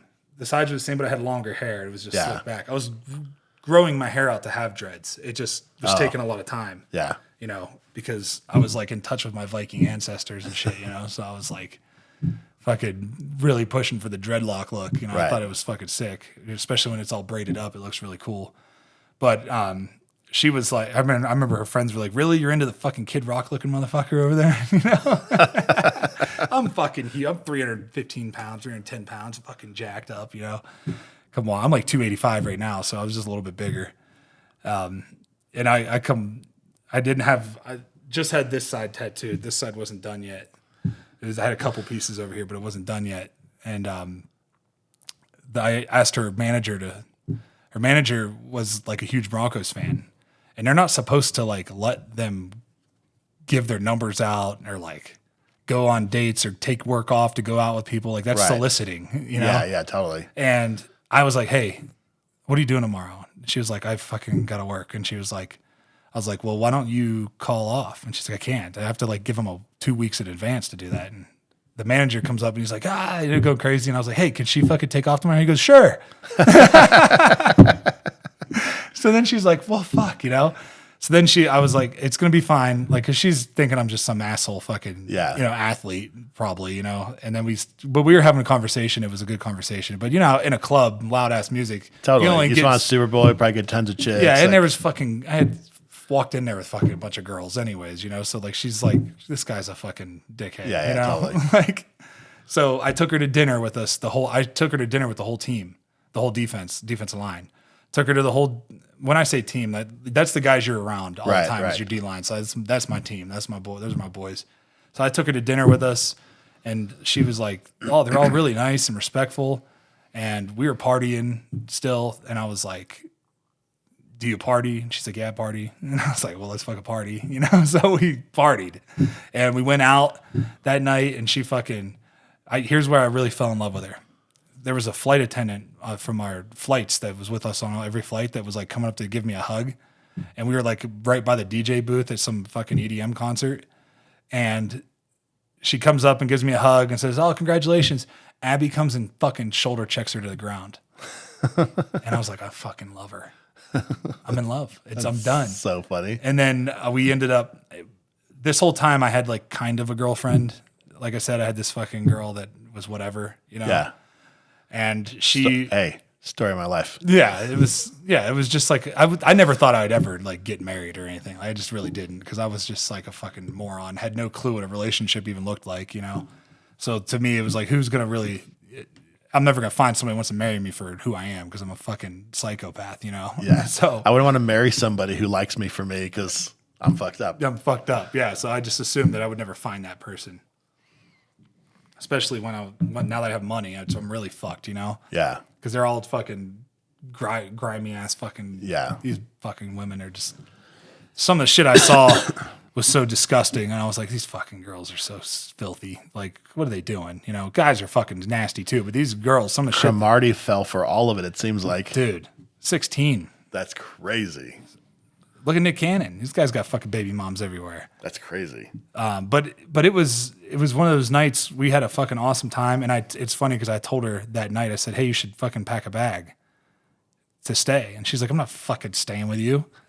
Like, I'm not fucking sleeping with you in the first night we hang out, And we just had a fucking good time, and that next morning I had to walk her out like she was a prostitute, still wearing the same clothes from the night before. So funny. And I did. I walked her all the way to the car, because I felt like that was the right thing to do because she's a fucking lady and I wanted to treat her like a lady. She wasn't a fucking scumbag. And then we stayed in touch and just talked a lot, like a lot of long distance shit. Like we just were talking all the time. And I was like, man, this fucking girl's awesome. Like she's fucking got her shit together. She's cool. She fucking like likes to have fun. She like kind of likes a lot of the same shit I like to do. And I just would, she'd come out and visit and then she'd have to leave and go back to work. And then finally I was like, after 3 months, I was like, fuck it, just fucking marry me. So I fucking went and bought a big ass ring. 3 months in? Yeah. And fucking asked her to marry me. And she said yes. Were you guys together that whole time or most of the time? Most of the time, yeah. Yeah. You were staying in Vegas? No, she was coming here. Oh, so she would come here for like 3 or 4 days and then go back and work and then come back here and go back and work. And finally I was like, fuck this. I was like, but I was like, why don't you just move back to Denver? She had lived in Denver before Vegas. She's from Wyoming. So she's from just north of here, an hour and a half. And she lived in Denver like for 5 years before. That's weird to think we're only an hour and a half from Wyoming. Yeah, really close. The flight here was so quick, I forgot that. Yeah, it's fast. I forgot where we were. Yeah, it's fast. Yeah. So she was like, I was like, why don't you just fucking move here? And she's like, I'm not fucking moving anywhere, this and that, basically was like, I'm not moving anywhere with anybody unless I'm fucking married to that person.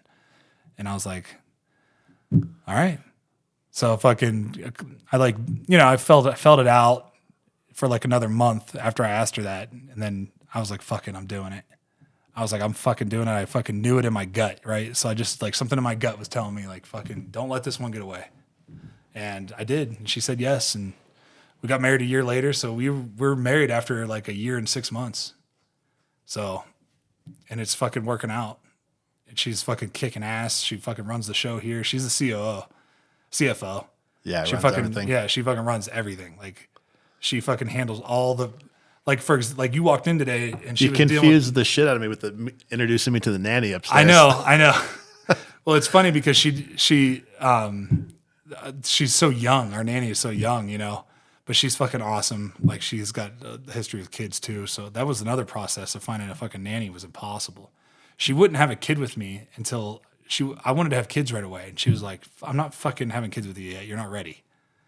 And I was like, Oh, she's so mature. yeah. Yeah. Yeah, she's fucking got it figured out. But she had already had a kid before that, you know. So she came into the relationship with a child. So it was like That's the 16-year-old? Yeah. So that's my stepdaughter. Yeah. So Does she live here? yeah, she lives with us full time. She's visiting her. She's with her dad right now for the weekend, but going into the weekend since it's summer, you know. Might as well go back What and did her forth. dad think of her new stepdad? He told me the first time I met him that he was my biggest fan. Oh, really? He's like, "You're my favorite player." What a fucking puss. Whatever. Even if I liked you, I'd be like, man, you ain't shit on the field. Yeah, I would be like, fuck this guy, you know? But they were like, they'd been already, Is he cool? Is he a cool guy? no, No. I don't like him. And he fucks around. He doesn't take care of his kids. I do everything. Yeah. And I'm fine doing that. Yeah. But like, I don't have any respect for you if you don't fucking take care of your kids. Totally. Like, you're a fucking deadbeat piece of shit if you ask me. And I'm not saying that I'm just saying to people that do that, Yeah, totally. they're fucking deadbeats to me. So, fuck them. Yeah. Being a shitty parent is probably one of the worst things you could do. Well, yeah, because that kid didn't have he didn't ask to be born, or those kids don't ask to be born Yeah, know they what I just show up and have to fucking deal with whatever. and deal with whatever shit show you got going, you know? So it's your responsibility to fucking take care of them. How long did you play for after you got married? 6 more years. Yeah. And on the timeline, at what point did you go over to Baltimore? Was it a couple years later? 9 and 10, year 9 and 10. So the last 2 years. The last 2 years, yeah. And that sucked because they couldn't come with me because Tatum was in school. So my oldest was in school. So I wasn't going to make her move to fucking Baltimore. So they stayed here and you went And to I Baltimore? went there, yeah. And that sucked. Like, it was fucking miserable being away from them because I have You have fucking to be away abandonment the whole issues. season? Yeah. Yeah, the whole season. And then it was COVID, so I couldn't fucking leave. They couldn't come in. Like, Yeah. there was all these different restrictions. Yeah, what a shit show. Yeah, it was a shit Because that show. one extra flight you have to take would be a fucking And my disaster. daughter was born, my youngest daughter was born in 2019. So her first year of life, I was in fucking Baltimore pretty much. You know, I got to see her a lot because Abby made sure to fucking, like, she didn't care about all those travel restrictions and bullshit. She still made sure to get out there. But it was still like I was missing things that I just fucking hated to miss, you know, Yeah. it made me sick. I was fucking pissed. Did you decide to leave the NFL or were they done with you? I had they weren't done with me. They asked me, I was still under contract and I decided to fucking call it. You know how they are. Yeah. I know how they are. I knew they were going to look for a reason to try to cut me. Yeah. You know, so I was like, I'm fucking done with this shit. I just can't stand it. After 10 years, I had enough. I was like, this is good. How far in the NFL were you before you had enough money to be like, I don't need to fucking do this anymore? I would say Second 6 contract? years. Yeah, 6, 7 years. Yeah. The rookie, you were in under the newer rookie The contracts? new CBAs. Yeah, the new CBA. So I was under not the newest CBA, but the CBA before that, which was, Where you're not fucking getting $100 million yeah, you're not to getting sign. a huge deal Yeah, as a and then rookie. be a bust. Yeah. And I mean, I had like $1 million, but which is a good start. Yeah. But that's nothing. That's not going to change your fucking life, really. No, Like, half to taxes, then your agent, all that bullshit. Yeah, You're just yeah. making a really nice living then. yeah, I had bought a house, so I had some appreciating assets and shit. Like, I had made the right moves, but I was still like, Were you good with money or were you a fuck fuck off? no. I had $7. When I got fucking drafted, I had $7. I'm still fucking bad about Well, it. yeah, before you get drafted, that makes sense. If it wasn't for my wife, I'd be living in a van down by the river probably. That's fucking like funny. she fucking Just covered in elk skulls. just fucking I'd be spending money on these crazy elk hunts. You could do a sheep hunt for $400,000. All right, I'm doing it. Let's do it. You know, dumb shit like that. Buying trucks and buying fucking everything, you know. Spending money on God knows what. But but she fucking reeled it in. And that's when I really was like, okay, I got to become fucking financially literate. Like I got to pay attention here. Totally. So I've done a decent job, but I feel like it's like a moving target. You have to just constantly be learning when it comes to this shit because you know Now I'm trying to do business deals. and Someone's shit. always trying to, usually the government trying to fuck you out of a few bucks here or there. Always. Yeah, it's They're crazy. always trying to fuck you. And I don't get it. I'm like, why the fuck are you trying to take all my money from me? Because they don't want you to come up. But that's how they get their money too. Yeah. They want to keep you working so they can keep collecting on it. It's like, all right, I paid taxes on the initial paycheck. And then I put it in the bank to help the economy. And you're going to take the money off. You're going to take the dividend. You're going to tax my dividends. Right.